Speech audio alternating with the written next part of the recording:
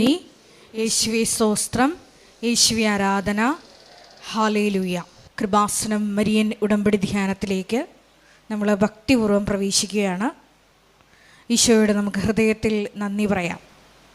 ദൈവപിതാവിനാൽ ആകർഷിക്കപ്പെട്ടിട്ട് പരിശുദ്ധ ദൈവമാതാവ് ജീവനോടെ പ്രത്യക്ഷപ്പെട്ട ഈ ആലയത്തിൽ ഈ സമയം നമ്മളെ ഒരുമിച്ച് കൂട്ടിയ ദൈവപിതാവിൻ്റെ സ്നേഹത്തിന് നമുക്ക് ഹൃദയത്തിൽ നന്ദി പറയാം. 2004 ഡിസംബർ 7 ഉച്ചകഴിഞ്ഞ് 2:30 ഇതുപോലൊരു ആരാധന മധ്യയാണ് ദൈവമാതാവ് സമയഘടികാരം നെഞ്ചിൽ ചാർത്തി ഈ അൾത്താരയിൽ പ്രത്യക്ഷയായിക്കൊണ്ട് ദുരന്തം ഉണ്ടാകുവാൻ പോകുന്നു, പ്രാർത്ഥിക്കണമെന്ന വലിയ ദൈവിക സന്ദേശം കൈമാറിയത്. ജീവിതത്തിൻ്റെ വിവിധ ദുരന്ത മുഖങ്ങളിലായിരുന്നു കൊണ്ടാണ് നമ്മളും പരിശുദ്ധ അമ്മ ജീവനോടെ പ്രത്യക്ഷപ്പെട്ട ഈ ആലയത്തിൽ വന്ന് മരിയൻ ഉടമ്പടിയെടുത്ത് പ്രാർത്ഥിച്ചുകൊണ്ട് ദുരന്ത മുഖങ്ങളെ അതിജീവിക്കുവാൻ, ദൈവകരുണ നമ്മുടെ ജീവിതത്തിൽ സ്വന്തമാക്കുവാൻ ആഗ്രഹത്തോടെ പ്രാർത്ഥിച്ച് ഉടമ്പടി നിബന്ധനകൾ പാലിച്ച് മുന്നേറുന്നത്. ഈ ധ്യാനം നയിക്കുവാൻ പോകുന്ന കൃപാസനത്തിൻ്റെ സ്ഥാപക ഡയറക്ടറായ ബഹുമാനപ്പെട്ട VP ജോസഫ് അച്ഛനെ ദൈവപിതാവിൻ്റെ കരങ്ങളിൽ സമർപ്പിച്ച് നമുക്കൊരു നിമിഷം മൗനമായിട്ട് പ്രാർത്ഥിക്കാം. അച്ഛൻ്റെ ആരോഗ്യത്തെ പ്രത്യേകമായിട്ട് സമർപ്പിച്ച് പ്രാർത്ഥിക്കാം. ഏറ്റെടുത്തിരിക്കുന്ന എല്ലാ ശുശ്രൂഷ മേഖലകളെയും പ്രത്യേകമായിട്ട് അൾത്താരയിൽ സമർപ്പിച്ച് പ്രാർത്ഥിക്കാം. ഈശോയെ വരാൻ പോകുന്ന ആരാധന മണിക്കൂറിനെ പ്രത്യേകമായിട്ട് സമർപ്പിച്ച് പ്രാർത്ഥിക്കുന്നു. ഈശോയെ ആരാധനയിലൂടെ നീളം അച്ഛനിലൂടെ നീ തന്നെ ഞങ്ങളോട് സംസാരിക്കണമേ എന്ന് പ്രാർത്ഥിക്കുന്നു. വചനം നൽകണമേ എന്ന് പ്രാർത്ഥിക്കുന്നു.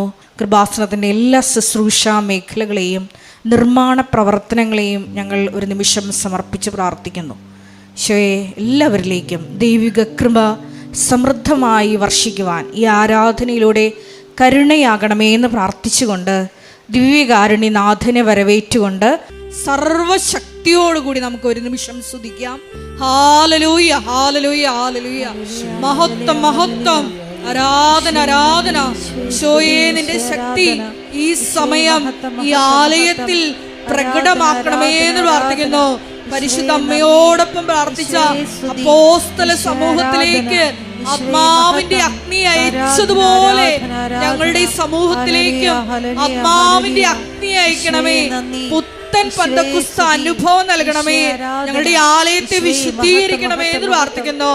ഞങ്ങളെ വലിയ സാക്ഷികളാക്കി ഉയർത്തണമേ എന്ന് പ്രാർത്ഥിക്കുന്നു. Hallelujah, hallelujah, hallelujah, hallelujah, hallelujah. മുട്ടുമേലായിരിക്കാം.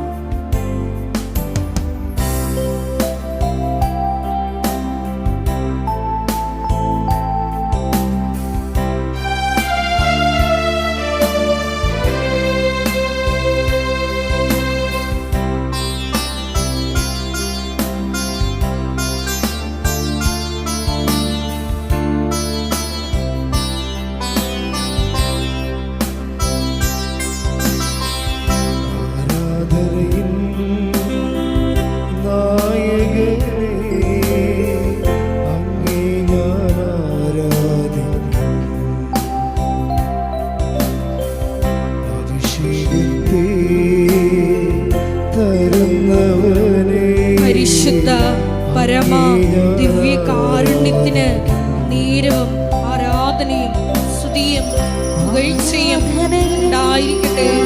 പരിശുദ്ധ പരമ ദിവ്യകാരുണ്യത്തിന് നീരവും ആരാധനയും സ്തുതിയും പുകഴ്ചയും ഉണ്ടായിരിക്കട്ടെ. പരിശുദ്ധ പരമ ദിവ്യകാരുണ്യത്തിന് നീരവും ആരാധനയും സ്തുതിയും പുകഴ്ചയും ഉണ്ടായിരിക്കട്ടെ. ഹല്ലേലൂയ,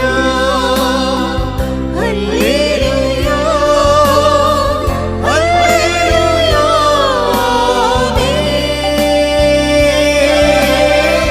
ഹല്ലേലൂയ, ഹല്ലേലൂയ,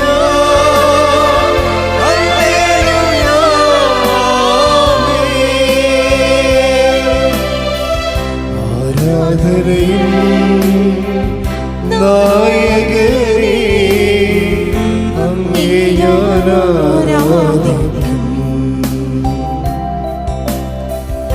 അഭിഷേകത്തെ തരുന്നവനെ അങ്ങേ ഞാൻ ആരാധിക്കുന്നു. കരങ്ങൾ വീശി ചേർത്ത് പാടാം.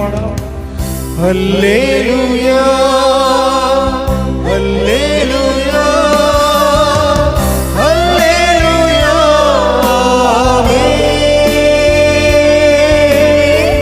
Hallelujah hallelujah hallelujah.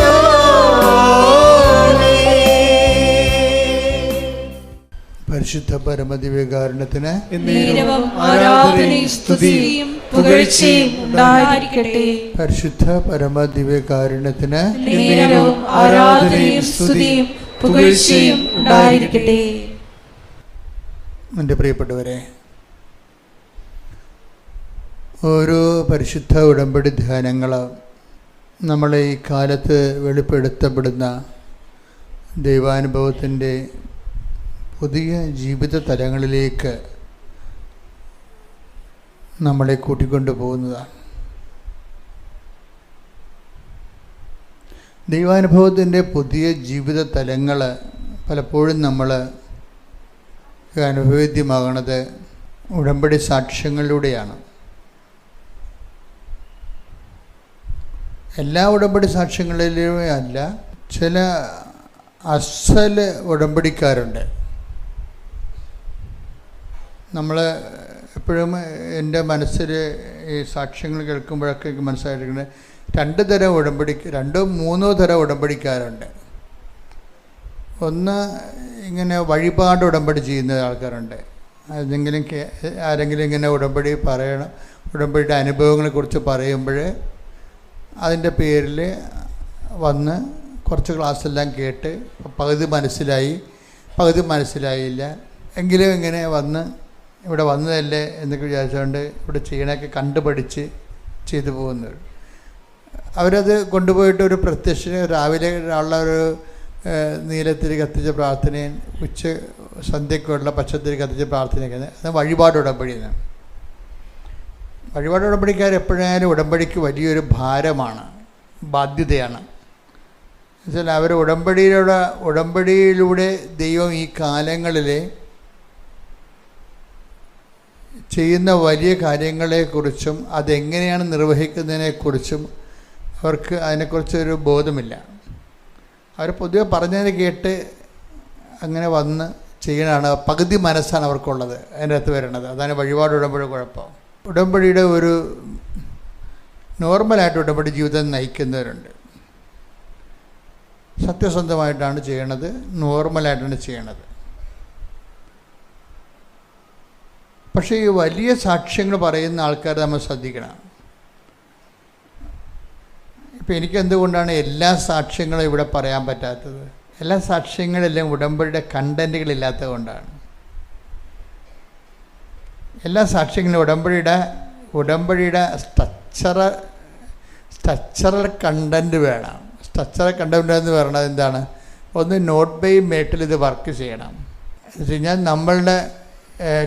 നമ്മളുടെ കഴിവ് 0 ആയിരിക്കുകയും ദൈവം ഏറ്റവും കൂടുതൽ ഇനിഷ്യേറ്റീവ് എടുത്ത് ദൈവം ഫുള്ളായിട്ട് ടേക്കണപ്പ് ചെയ്ത് ഇത് മുഴുവനായിട്ട് ഏറ്റെടുത്ത് ചെയ്യണം. അപ്പോൾ നമ്മുടെ കഴിവ് അവിടെ 0 ആയിരിക്കും. ഫുൾ മുടക്കണത്, എൻ്റെ തിയറിയും പ്രാക്ടിക്കലും എല്ലാം മുടക്കണത് ദൈവമായിരിക്കും. ഇപ്പോൾ ഉദാഹരണത്തിന് കഴിഞ്ഞ ദിവസങ്ങളിൽ ജോസഫ് ഗ്രിഗരി എന്നും പറഞ്ഞൊരു സഹോദരൻ സാക്ഷ്യം പറഞ്ഞു. കുടുംബസമേതം പറഞ്ഞത്, ഭാര്യയും 4 കുഞ്ഞുങ്ങളും കൂടിയാണ് സാക്ഷ്യം പറഞ്ഞത്. അപ്പോൾ നമുക്കറിയാമല്ലോ ഈ കാലത്ത് ഭാര്യയും ഭർത്താവും 4 കുഞ്ഞുങ്ങളുമായിട്ട് ജീവിക്കണത് അതിൻ്റെ ഒരു കുഞ്ഞിന് ഹൈപ്പർ ആക്ടിവിറ്റിയാണ്. അപ്പോൾ അതിൻ്റെ ജീവിതത്തിൻ്റെ ഒരു ഭാരം നമുക്ക് മനസ്സിലാകും. നമുക്ക് എന്തെങ്കിലും ഒരു ഭാരം ഉണ്ടാകുന്നത് എപ്പോഴും ഏതെങ്കിലും ഒരു ഭാരം, എക്സ്ട്രാ വെയിറ്റ് നമുക്ക് വരുന്നത് ഒരുപക്ഷെ ഉടമ്പടിക്ക് അത് ഗുണമാണ് ചെയ്യണത്. ഏതെങ്കിലും ഒരു കാര്യത്തിന് എക്സ്ട്രാ വെയിറ്റ് വരണത് എന്ന് വെച്ച് കഴിഞ്ഞാൽ അമിത ഭാരം, മിതമായ ഭാരം എല്ലാവരുടെ ജീവിതത്തിലും ഉണ്ടല്ലോ. മിതമായ ഭാരം എല്ലാവരുടെ ജീവിതത്തിലും ഉണ്ട്. അമിതബാധ എക്സ്ട്രാ വെയിറ്റാണ് നമ്മൾ ശ്രദ്ധിക്കുന്നത്. എക്സ്ട്രാ വെയിറ്റ് വന്നാൽ, എക്സ്ട്രാ വെയിറ്റ് വരുന്നവരെ ചിലർ ആ എക്സ്ട്രാ വെയിറ്റ് എന്ന് വെച്ചാൽ അമിതഭാരം അത് ശരിക്കും ബിബ്ലിക്കലൈസായിട്ട് ചെയ്യും. വെച്ചാൽ അത് സുവിശേഷ വിഹിതമായി അതിനെ സമീപിക്കും. ഇപ്പോൾ ഇവരുടെ വിഷയം എന്ന് പറയുന്നത്, ഈ കുഞ്ഞുങ്ങളോട് ഇവർ കാനഡയിൽ താമസിക്കുകയാണ്. ഇദ്ദേഹത്തിന് ജോസഫ് ഗ്രിഗറി എന്ന് പറയുന്ന ആളിനെ കാനഡയിലെ ഒരു സെയിൽസ് റെപ്രസെൻറ്റേറ്റീവാണ് ആൾ. പക്ഷേ അദ്ദേഹത്തിന് അത്ര ബിസിനസ് അങ്ങനെ പുരോഗമിക്കണില്ല. എങ്കിലും അത്യാവശ്യം കുഞ്ഞുങ്ങൾക്ക് പാലും ഭക്ഷണവും ഒക്കെ വാങ്ങിച്ചു കൊടുക്കാനുള്ള ഡെയിലി ആയിട്ടുള്ള കാര്യങ്ങൾ, കുടുംബം നോക്കാനുള്ള കാര്യങ്ങൾ കിട്ടും. വൈഫ് അവിടെ നേഴ്സാണ്.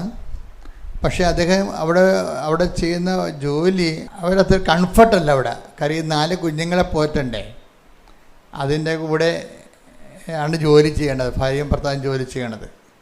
അപ്പം അതിൻ്റേതായിട്ടുള്ള പരാധീനതകളുണ്ട്. അപ്പോൾ ഒരു മിനിമം ഫാമിലിയാണ്. പക്ഷെ കുഞ്ഞുങ്ങളുടെ എണ്ണം കൂടുതൽ കാരണം, അവരുടെ ബാലാരിഷ്ടതകളിലൊക്കെ അവർ ജീവിക്കുന്നത് കാരണം കുടുംബം ഇങ്ങനെ കരകയറി വരത്തില്ല. അതാണ് എക്സ്ട്രാ വെയിറ്റ് എന്ന് പറയുന്നത്. കരകയറി വരത്തില്ല, ഇത്തിരി പാടായിരിക്കും. ഇങ്ങനെ വരുമ്പോഴാണ് ഈ ഡോട്ട് മൈ മെരിറ്റ് വർക്ക് ചെയ്യുക. ഉടമ്പടിയിൽ മാത്രമേ ആ ഒരു പ്രൊവിഷനുള്ളൂ. അപ്പോൾ എന്തു ചെയ്യും, ഈ കുടുംബം നാട്ടിൽ വരുമ്പോൾ ഉടമ്പടി എടുക്കുമ്പോൾ ഉള്ള ഒരു ചില ആൾക്കാർ ഉടമ്പടി എടുക്കുമ്പോൾ തന്നെ ഉള്ള ഗുണമെന്ന്, ഉടമ്പടി അപ്പം തന്നെ രജിസ്റ്റേർഡ് ആവും. കഴിഞ്ഞാൽ ദൈവത്തിനറിയാം, അതാണ് എൻ്റെ വിഷയം. ദൈവത്തിനറിയാം ഇവർ ഉടമ്പടിയിൽ വളരെ മുന്നോട്ട് പോകുമെന്ന് ദൈവത്തിനറിയാം. അതാണ് നമ്മുടെ ഒരു പ്രശ്നം. അതെല്ലാവരും ഒന്ന് ശ്രദ്ധിക്കണം, നല്ലതായിരിക്കും. നിങ്ങൾ ഉടമ്പടിയിലേക്ക് വരുമ്പോൾ തന്നെ ദൈവത്തിനറിയാം ഇത് 2 ആഴ്ച ഉടമ്പടിയാണ്, ഇതൊന്നും നടക്കത്തില്ല, ഇവരുടെ പ്രീ ഹിസ്റ്ററി വളരെ മോശമാണ്. ഈച്ചയെ പോലെയാണ്, എല്ലാ ഭക്ഷണത്തിലും പോയി ഇരുന്നേച്ചും പൊങ്ങിപ്പോരും ഇങ്ങോട്ട്. ഈച്ച ഉടമ്പടിക്കാർ ഒത്തിരി പേരുണ്ട്. മക്കീസ് കവനൻ്റുകാർ കുറേ ഉണ്ട്. അത് കുറേ നാളത്തേക്ക് അത് ചെയ്യും. പിന്നെ അവർ വേറെ അവരുടെ ഇൻട്രസ്റ്റ് മാറും. ഈച്ച കണ്ടിട്ടില്ലേ, വന്നിരുന്നേച്ച് വേറെ സ്ഥലത്തേക്ക് ഉടനെ പോകും. ഈച്ച ഉടമ്പടിക്കാരുണ്ട്. വെച്ചാൽ അവരിങ്ങനെ ഷിഫ്റ്റ് ചെയ്ത് പോകും. അവിടെ ഇൻട്രസ്റ്റ് ഷിഫ്റ്റ് ചെയ്ത് പോകും. അതിൻ്റെ കുഴപ്പമെന്ന് വെച്ച് കഴിഞ്ഞാൽ അത് വല്ലാത്തൊരു അപകടം ഉണ്ടാക്കും. എന്താ വെച്ചാൽ നിങ്ങൾ ഇതിൽ ലാൻഡ് ചെയ്യുമ്പോൾ തന്നെ ദൈവത്തിനറിയാം ഇതൊന്നും ഇവർ ചെയ്യാൻ പോണില്ല. ഇവർ ചുമ്മാ എന്തെങ്കിലും അനുഗ്രഹം കിട്ടണേ എന്നുള്ള രീതിയിൽ മനസ്സോടെ വന്ന് ചെയ്യണതാണ്. ഇവരിതിൻ്റെ റിസ്ക് ഒന്നും എടുക്കത്തില്ല. ഉടമ്പടിയുടെ ഏറ്റവും വലിയ സത്യസന്ധത എന്ന് പറയണത് ഇത് ഈ അലപരാധി ആയിട്ടുള്ള ആധ്യാത്മികക്കാർക്ക് ചെയ്യാൻ പറ്റത്തില്ല. അതാണ് എൻ്റെ വിഷയം. നമ്മൾ കുടുംബങ്ങളെ നയിക്കുന്നത് ഒരു അലപരാധി ആധ്യാത്മികതയാണ്. സന്ധ്യക്കൊരു ജോമാല ചെല്ലും, അത് ചിലർ പലത് ഉറങ്ങും, ചിലത് കട്ട്ഷോട്ട് ചെയ്യും. ചില ആൾക്കാർ ചിലർ ഭക്ഷണം കഴിച്ചിട്ട് ഉറക്കം വരുമ്പോൾ കൊന്ത ചെല്ലും. അങ്ങനെ കുറച്ച് പേര് ചെല്ലുമ്പോൾ നേരത്തെ ചെല്ലുമ്പോൾ എല്ലാവരും ഉണ്ടാകത്തില്ല. ഇങ്ങനെ അലപരാധി ആധ്യാത്മികക്കാരാണ് കുടുംബത്തിലുള്ളത്. ഇന്നിപ്പോൾ അത് മാറിയത്, അതാരാ മാറ്റിയിരിക്കണത്? ഈ ഉടമ്പടി എടുത്ത കുടുംബങ്ങൾ നോക്കിക്കഴിഞ്ഞാൽ നമുക്ക് മനസ്സിലാകും. അവരെ സീരിയസ് ആയിട്ട് എടുത്തിട്ടുള്ള ആൾക്കാരുടെ ജീവിതത്തിലെല്ലാം കുടുംബസമേതം മൊത്തം മാറിയിരിക്കുന്ന ആൾക്കാർ. മൊത്തം മാറിയത് തന്നെയല്ല, എന്തുകൊണ്ടാണ് ഇത്രയും വലിയ ദൈവ ജീവിത മണ്ഡലങ്ങളിലേക്ക് ദൈവം ഇറങ്ങി വരാഞ്ഞെന്ന് കൂടി നമുക്ക് ഇപ്പോൾ ഉടമ്പടി എടുക്കുമ്പോൾ മനസ്സിലാകും. എന്തുകൊണ്ടാണ് ഈ കണ്ണീരിലേക്ക് കർത്താവ് ഇത്രയും നാൾ ഓരോ മനുഷ്യൻ്റെ കണ്ണീരിലേക്കും അവൻ അർഹിക്കുന്ന അവൻ്റെ കഴിവിനേക്കാൾ വലിയ ഒരു സാധ്യതകളിലേക്ക് എന്തുകൊണ്ട് ദൈവം വന്നില്ല എന്നുള്ളത് ഉടമ്പടിയുടെ ജീവിക്കുമ്പോൾ മനസ്സിലായി. ഇപ്പോൾ ഇപ്പോൾ ഈ കവിതയുടെ കാര്യം തന്നെ എന്താണ്?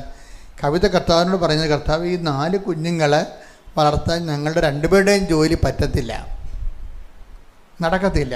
ഇന്നത് കൂടുതൽ ചിലവ് വരികയാണ്. കൂടെ ചിലവ് വരികയാണ്. അപ്പോൾ എന്നാ സംഭവിക്കണമെന്ന് വെച്ച് കഴിഞ്ഞാൽ, അന്ന് രാത്രി മാതാവ് ഈ കവിതയ്ക്കൊരു സ്വപ്നം കാണിച്ചു കൊടുക്കും. ഈ ഉടമ്പടിയുടെ ഏറ്റവും വലിയ ഒരു സംഭവമാണ് ഈ സ്വപ്നം എന്ന് പറയുന്നത്.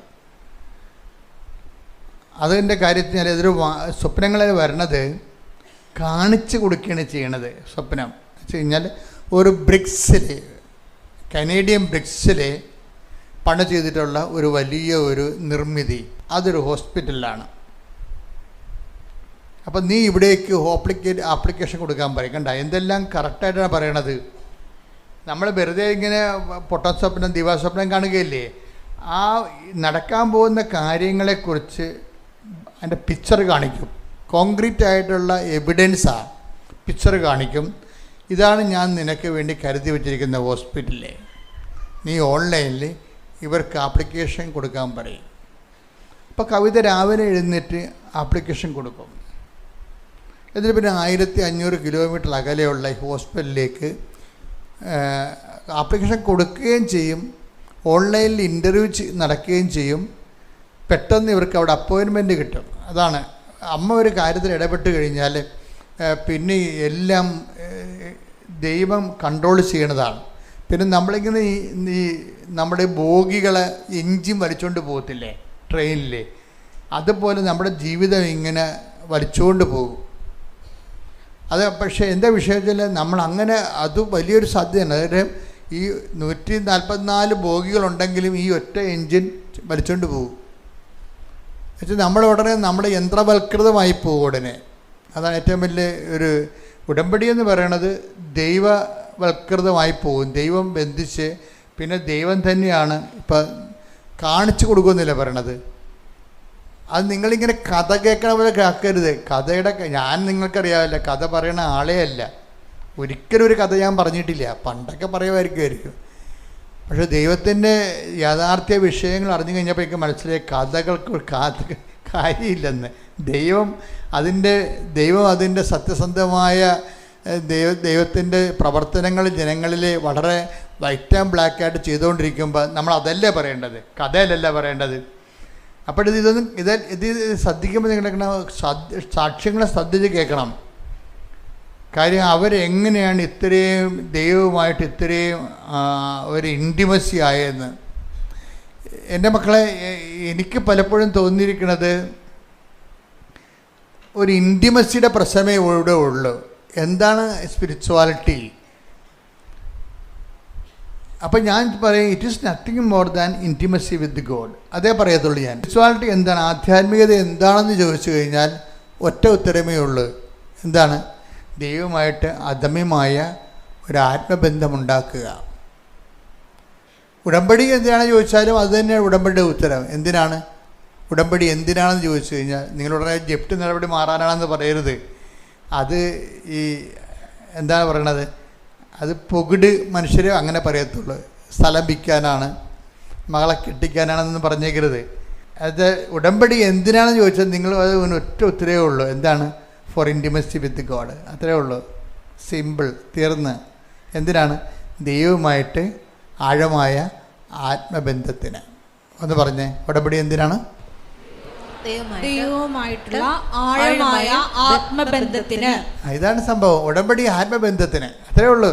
അപ്പോൾ അപ്പം നമ്മളെപ്പോഴും ശ്രദ്ധിക്കേണ്ട വിഷയം എന്ന് വെച്ചാൽ ഉടമ്പടി PR കിട്ടാനും അതുപോലെ തന്നെ വിസ പ്രോസസ്സിനുമല്ല. നിങ്ങളും ദൈവവും തമ്മിൽ ഒരു ആത്മബന്ധത്തിലായാൽ അതൊന്നും പ്രശ്നമേ അല്ലാതെ വരും. കാര്യം എന്താണ്? അതൊക്കെ ദൈവത്തിൻ്റെ പ്രശ്നമായി മാറും. ഇപ്പോഴെന്താ പ്രശ്നത്തിൽ നിങ്ങൾ ഉടമ്പടി ചെയ്ത പല പ്രശ്നങ്ങളും ഇപ്പോഴും നിങ്ങളുടെ പ്രശ്നങ്ങളാണ്. ദൈവം അത് ദൈവത്തിൻ്റെ പ്രശ്നമായിട്ട് ഏറ്റെടുത്തില്ല. ഇതൊരു അപകടമാണ് മക്കളെ, വളരെ അപകടമാണ്. ഇപ്പം നമ്മൾ ഉടമ്പടി എടുത്തിട്ട് ഒരു 2 മാസം കഴിഞ്ഞിട്ടും പല ഉടമ്പടി വിഷയങ്ങളും നമ്മുടെ വിഷയങ്ങളാണ് ഇപ്പോഴും. അതൊന്നും ദൈവത്തിൻ്റെ വിഷയങ്ങളല്ലാതെ ഇരിക്കണം. ഇപ്പോഴും ദൈവം അത് ഏറ്റെടുത്തിട്ടില്ല, ദൈവത്തിൻ്റെ വിഷയങ്ങളല്ല.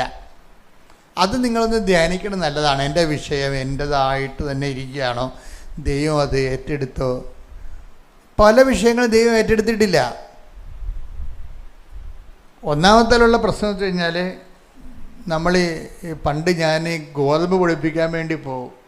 2ാം ക്ലാസ്സൊക്കെ പഠിക്കുമ്പോൾ മില്ലിൽ. അപ്പോൾ എന്നാ ചെയ്യണമെന്ന് വെച്ചാൽ നമ്മൾ സഞ്ചിയും ഗോതമ്പും കൊണ്ടുപോയി മില്ലിൽ വെക്കുമ്പോൾ മില്ലുകാരൻ ഇങ്ങോട്ട് വന്നിട്ട് സഞ്ചിയുടെ അടുത്ത് കൈയിട്ട് പരതും. എന്തിനാണെന്നറിയാമോ?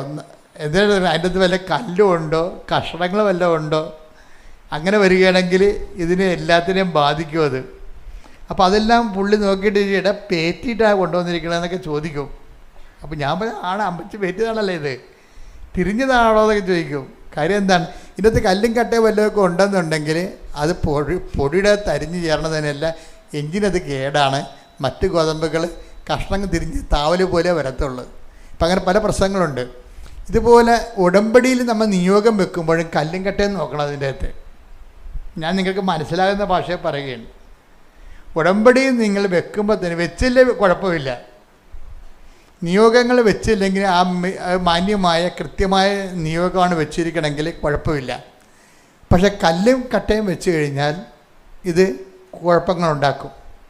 അപ്പോൾ ഈ പുതുക്കാൻ തന്നെ ആൾക്കാർ നേരത്തെ കല്ലും കട്ടയും ഉണ്ടെങ്കിൽ അറിയാതെ വെച്ച് പോയിട്ടുണ്ടെങ്കിൽ തിരിയണം. അവിടെ ആ വെപ്രാളത്തിനും ആക്രാന്തത്തിനും വായി തോന്നി എല്ലാം എഴുതി വെക്കുമല്ല, വായി തോന്നി എല്ലാം എഴുതി വെക്കും.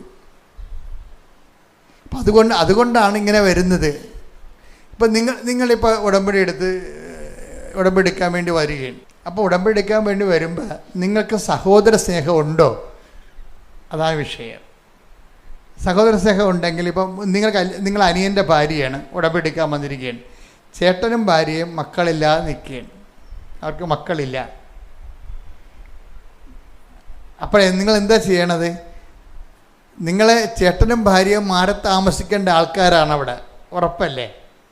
സാധാരണഗതി അങ്ങനെ മാറി താമസിക്കുമല്ലോ ചേട്ടന്മാർ. അപ്പോൾ നിങ്ങൾ എന്തെഴുതി?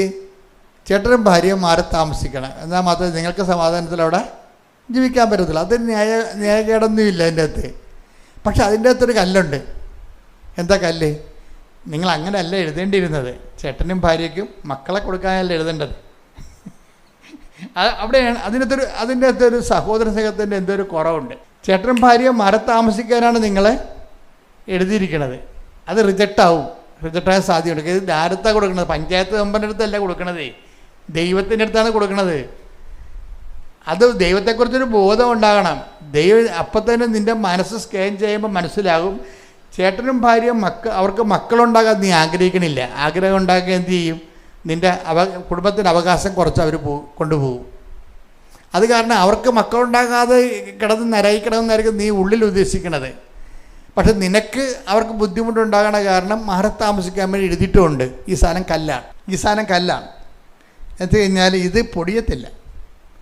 ഇത് കാരണം എന്താ പറ്റുന്നത്? ഈ കല്ല് കിടക്കണ കാരണം നിൻ്റെ ദുഷ്ടബുദ്ധി അതിൻ്റെ അകത്ത് കിടക്കണ കാരണം സഹോദര സ്നേഹമില്ല, ദൈവസ്നേഹമില്ല, ദുഷ്ടബുദ്ധിയാണുള്ളത്.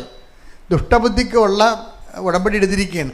ഇത് എന്താ പറ്റണമെന്ന് വെച്ച് കഴിഞ്ഞാൽ മറ്റ് പല നിയോഗങ്ങളെ ഇത് ബാധിക്കും. അതാണ് വിഷയം. ഈ നിയോഗം തന്നെയല്ലേ ഇങ്ങനൊരു ദുഷ്ടബുദ്ധിയുള്ള ഒരാളുമായിട്ട് ഉടമ്പടി ചെയ്യാൻ ദൈവം തയ്യാറല്ലാത്ത കാരണം ഈ ഒറ്റ ദുഷ്ടബുദ്ധി കാരണം ആരും ക്യാൻസലാകും. നിങ്ങൾ ഉടമ്പടി പുതുക്കാനുള്ളവർ ചാടിക്കറി പുതുക്കണതിന് മുമ്പ് പഴയ കല്ലുകൾ തിരിഞ്ഞ് മാറ്റണം നല്ലതായിരിക്കും. എന്താണ് ഇതുപോലെ എൻ്റെ മക്കളെ നമ്മളെപ്പോഴും ലാഭനഷ്ടമല്ല. നമ്മൾ ഉടമ്പടി 6 എഴുതുമ്പോൾ അതിൽ ആ ഓരോ സാധനവും സ്കാൻ ചെയ്ത് കഴിഞ്ഞാൽ ദൈവത്തിനായിരിക്കണം അതിൻ്റെ അകത്ത് പ്രാധാന്യം. 6ലും നിങ്ങൾക്കല്ല, ആ 6ലും ദൈവത്തിനായിരിക്കണം പ്രാധാന്യം. ഈ ദൈവത്തിന് പ്രാധാന്യം വെച്ചാണ് നിങ്ങൾ ഉടമ്പടി സെറ്റ് ചെയ്യണമെന്നുണ്ടെങ്കിൽ ആ ഉടമ്പടിയിലൂടെ ദൈവം ഒരു ഹോളി പേഴ്സണുമായിട്ട് ഉടമ്പടി ചെയ്തെന്ന് ദൈവം ഉടനെ പറയും. ഞാനൊരു ഹോളി പേഴ്സണുമായിട്ട് ഉടമ്പടി ചെയ്തു. നിങ്ങളുടെ 6 നിയോഗങ്ങളിലും ദൈവത്തിനാണ് മേൽക്കൈ, ദൈവത്തിൻ്റെ മനസ്സിനാണ് മുൻഗണനയെന്ന് നമുക്ക് മനസ്സിലായാൽ, അതുകൊണ്ടാണ് ചാടിക്കയറി 6 നിയോഗങ്ങൾ. ക്ലാസ് തുടങ്ങുമ്പോൾ തന്നെ 6 നിയോഗം എഴുതിയിട്ട് ബാക്കി ഇനി 6 നിയോഗം അഡീഷണൽ സീറ്റ് ചോദിക്കും. പരീക്ഷയ്ക്ക് അഡീഷണൽ സീറ്റ് ചോദിക്കത്തില്ലേ? അതുപോലെ ഉടമ്പടിക്ക് അഡീഷണൽ സീറ്റ് ചോദിക്കുന്ന ആൾക്കാർ എന്തിനാണ്? ഇനിയൊരു 100 നിയോഗം എഴുതാനുണ്ട്. ഉടമ്പടി ക്ലാസ് പോലും കേട്ടിട്ടില്ല. ഇത് മൊത്തം കല്ലാണ് എഴുതണത്. നിൻ്റെ ഒരൊറ്റ നിയോഗം കൊണ്ട് തന്നെ ബാക്കി എല്ലാം അങ്ങ് ക്യാൻസലായി സ്റ്റാൻഡ് ക്യാൻസൽഡ് ആകും ഈ സംഭവം. അതുകൊണ്ട് പുതുക്കുന്നവർ ശ്രദ്ധിക്കുക. കല്ല് ഇതുപോലെ അതായത് എപ്പോഴും നമ്മൾ ശ്രദ്ധിക്കേണ്ടത് ഈ 6 ഉടമ്പടിയും ദൈവത്തിൻ്റെ മനസ്സിന് പ്രസാദാത്മകമായിരിക്കണം. എന്താണ് വിഷയം? നിങ്ങൾ വെച്ചിരിക്കുന്ന മുഴുവൻ കാര്യങ്ങളും ദൈവ മനസ്സിന് മക്കളെ, അല്ലെങ്കിൽ നിങ്ങൾ വെറുതെ ആലപ്പുഴ നടന്ന് സമയം കളയും. ഇത് വളരെ സിമ്പിളാണ് സംഭവം. പക്ഷേ വെക്കുന്ന ഉടമ്പടി എല്ലാം 6 നിയോഗം വെച്ചെങ്കിൽ 6ഉം ദൈവ മനസ്സിന് പ്രസാദാത്മകമായിരിക്കണം. അപ്പോൾ എൻ്റെ മക്കൾ ചെയ്യേണ്ടത് വെച്ചാൽ ഇത് എഴുതുമ്പോൾ തന്നെ ഇത് നിങ്ങൾക്ക് പ്രസാദാത്മകമല്ല വിഷയം, ദൈവത്തിന് പ്രസാദാത്മകമാണോ എന്ന് വെക്കണം. അങ്ങനെ എൻ്റെ മക്കൾ ഫസ്റ്റ് ഒരു സ്കാനിങ് നടത്തിയാൽ തന്നെ, സെൽഫ് സ്കാനിങ് എന്ന് പറയുന്നതിന്, ഈ സെൽഫ് സ്കാനിങ് നടത്തുമ്പോൾ തന്നെ അത് ദൈവത്തിന് പ്രസാദാത്മകമാണെന്ന് വെച്ചാൽ ഇത് പെട്ടെന്ന് കത്തിപ്പിടിക്കും. എന്താ കാര്യം എന്ന് വെച്ചാൽ ഈ നിങ്ങൾ ഉടമ്പടി ചെയ്ത് കഴിയുമ്പോൾ അതിൻ്റെ റിസൾട്ട് ഉടനെ ആകും. എന്താ കാര്യം? ദൈവം പറയും, ഞാനൊരു ഹോളി പേഴ്സണുമായിട്ട് ഉടമ്പടി ചെയ്തു. അതാണ് വിഷയം. കാര്യം എൻ്റെ സഹോദരങ്ങൾക്കറിയാമല്ലോ, ദൈവം ഹോളി പേഴ്സണുമായിട്ട് ഉടമ്പടി ചെയ്യത്തുള്ളൂ. അൺഹോളി പേഴ്സണിന് ശരിക്കും കൃപാസന കയറാൻ പാടില്ലാത്തതാണ്. അൺഹോളി പേഴ്സൺ, കാര്യം ഇത് ഉടമ്പടി, ഇത് സാധാരണ ഒരു ധ്യാനകേന്ദ്രമല്ലല്ലോ. ഇത് ദൈവവുമായിട്ടും മാതാവിൻ്റെ മധ്യസ്ഥത്തിൽ ദൈവത്തോട് മാസങ്ങൾ പ്രാർത്ഥിച്ച് ഒരുങ്ങി വന്ന് ഉടമ്പടി ചെയ്യുന്ന സ്ഥലമാണിത്. അപ്പോൾ എന്താ ചെയ്യണം? ഒരു അൺഹോളി പേഴ്സന് ദൈവമായിട്ട്, അതായത് വളരെ അവിശുദ്ധമായ വ്യക്തിക്ക് ദൈവമായിട്ട് ഉടമ്പടി ചെയ്യാൻ പാടായിരിക്കും. അപ്പോൾ അതിന് എന്താ ചെയ്യേണ്ടത് വെച്ച് കഴിഞ്ഞാൽ, നിയോഗങ്ങളിൽ ആദ്യം വിശുദ്ധി വരുത്തിയാൽ മതി. നിയോഗങ്ങളിൽ ഇപ്പം നിങ്ങളുടെ മറ്റ് പാപാവസ്ഥകളെല്ലാം അല്ല ഇവിടെ ഉദ്ദേശിക്കുന്നത്. അത് നിങ്ങൾ കത്തോലിക്കരാണെങ്കിൽ അനുതാപത്തിൽ കുമ്പസാരിച്ച് പ്രായശ്ചിത്തം മേടിച്ചിട്ട് നിങ്ങൾ വിശദീകരിക്കുക. മറ്റുള്ളവരാണെങ്കിൽ അവർക്ക് പറ്റുന്ന പ്രായശ്ചിത്തങ്ങൾ ചെയ്തുകൊണ്ട് പാപത്തെ അനുതാപത്തിലൂടെ യേശുക്രിസ്തു മുൻനിർത്തിക്കൊണ്ട് പാപക്ഷമയ്ക്ക് വേണ്ടി പ്രാർത്ഥിക്കാം.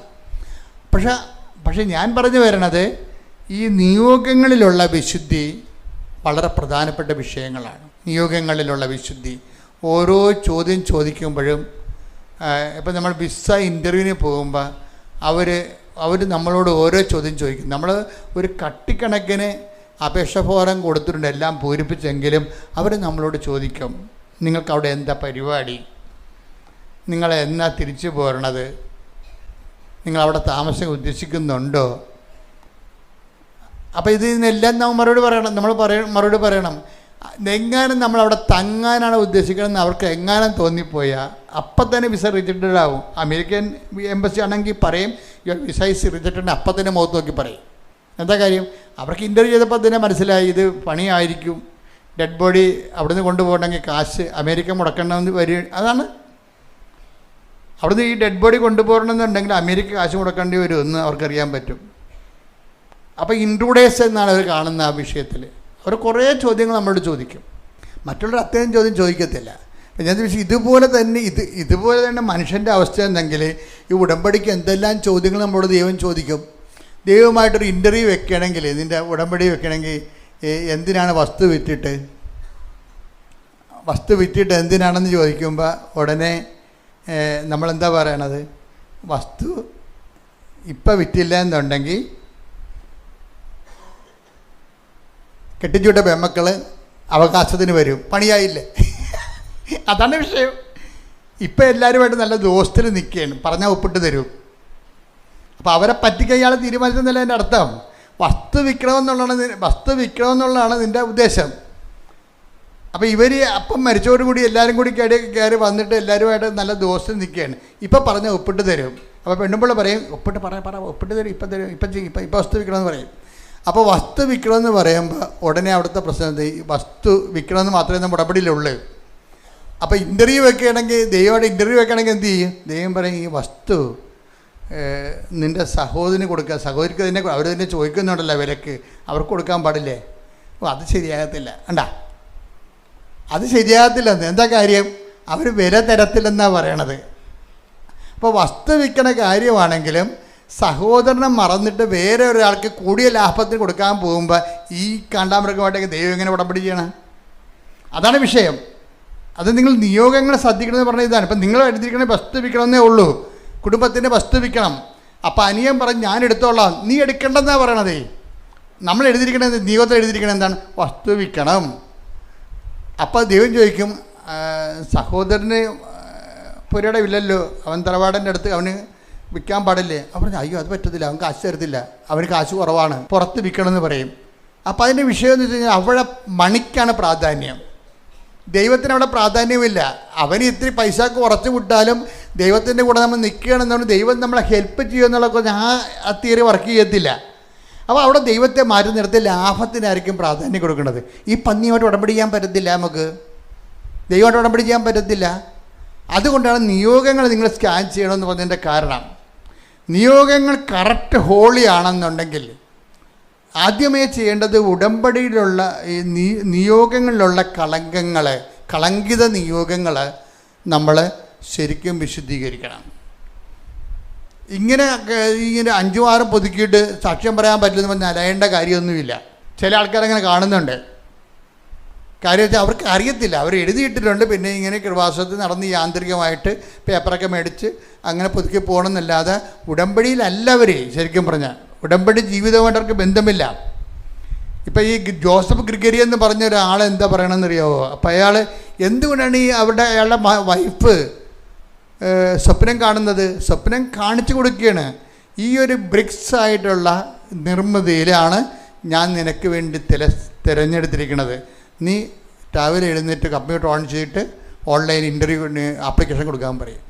എന്നിട്ട് അമ്മ അത് അപ്പം തന്നെ സ്പീഡാണ്, ഇത്രയും സ്പീഡാണ് ഈ സംഭവം. അവർ അപ്പോഴത്തേന് ആപ്ലിക്കേഷൻ കൊടുത്തു കഴിയുമ്പോൾ തന്നെ ഒറ്റ ഇൻ്റർവ്യൂ തന്നെ അവർ സെലക്റ്റഡ് ആകും. മാതാവിൻ്റെ കാര്യത്തിൽ ഇത് ഭയങ്കര ഉടമ്പടി ഉടനടിയല്ലേ? ഉടമ്പടിയാണെങ്കിൽ ഉടനടിയാണ്, പരിഹാരമാണ്.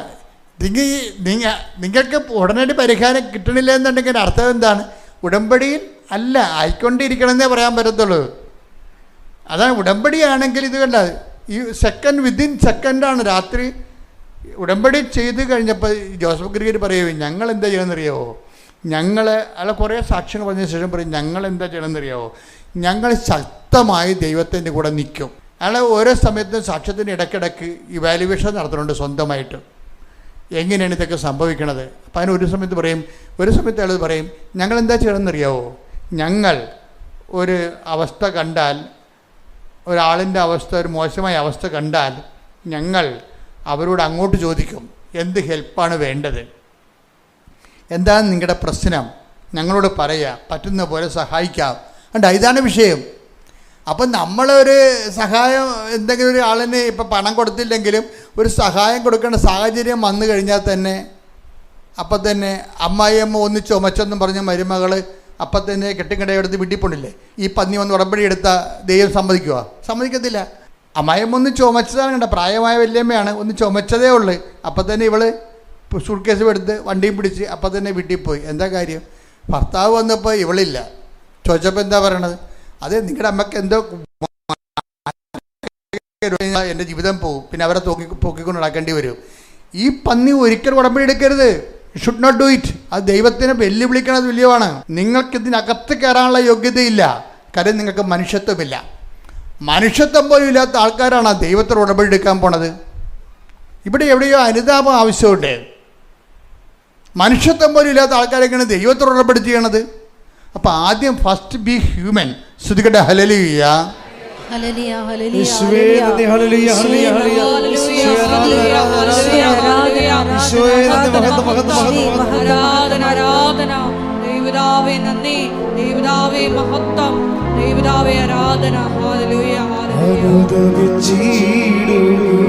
ഒരുമിച്ച് പാടുക.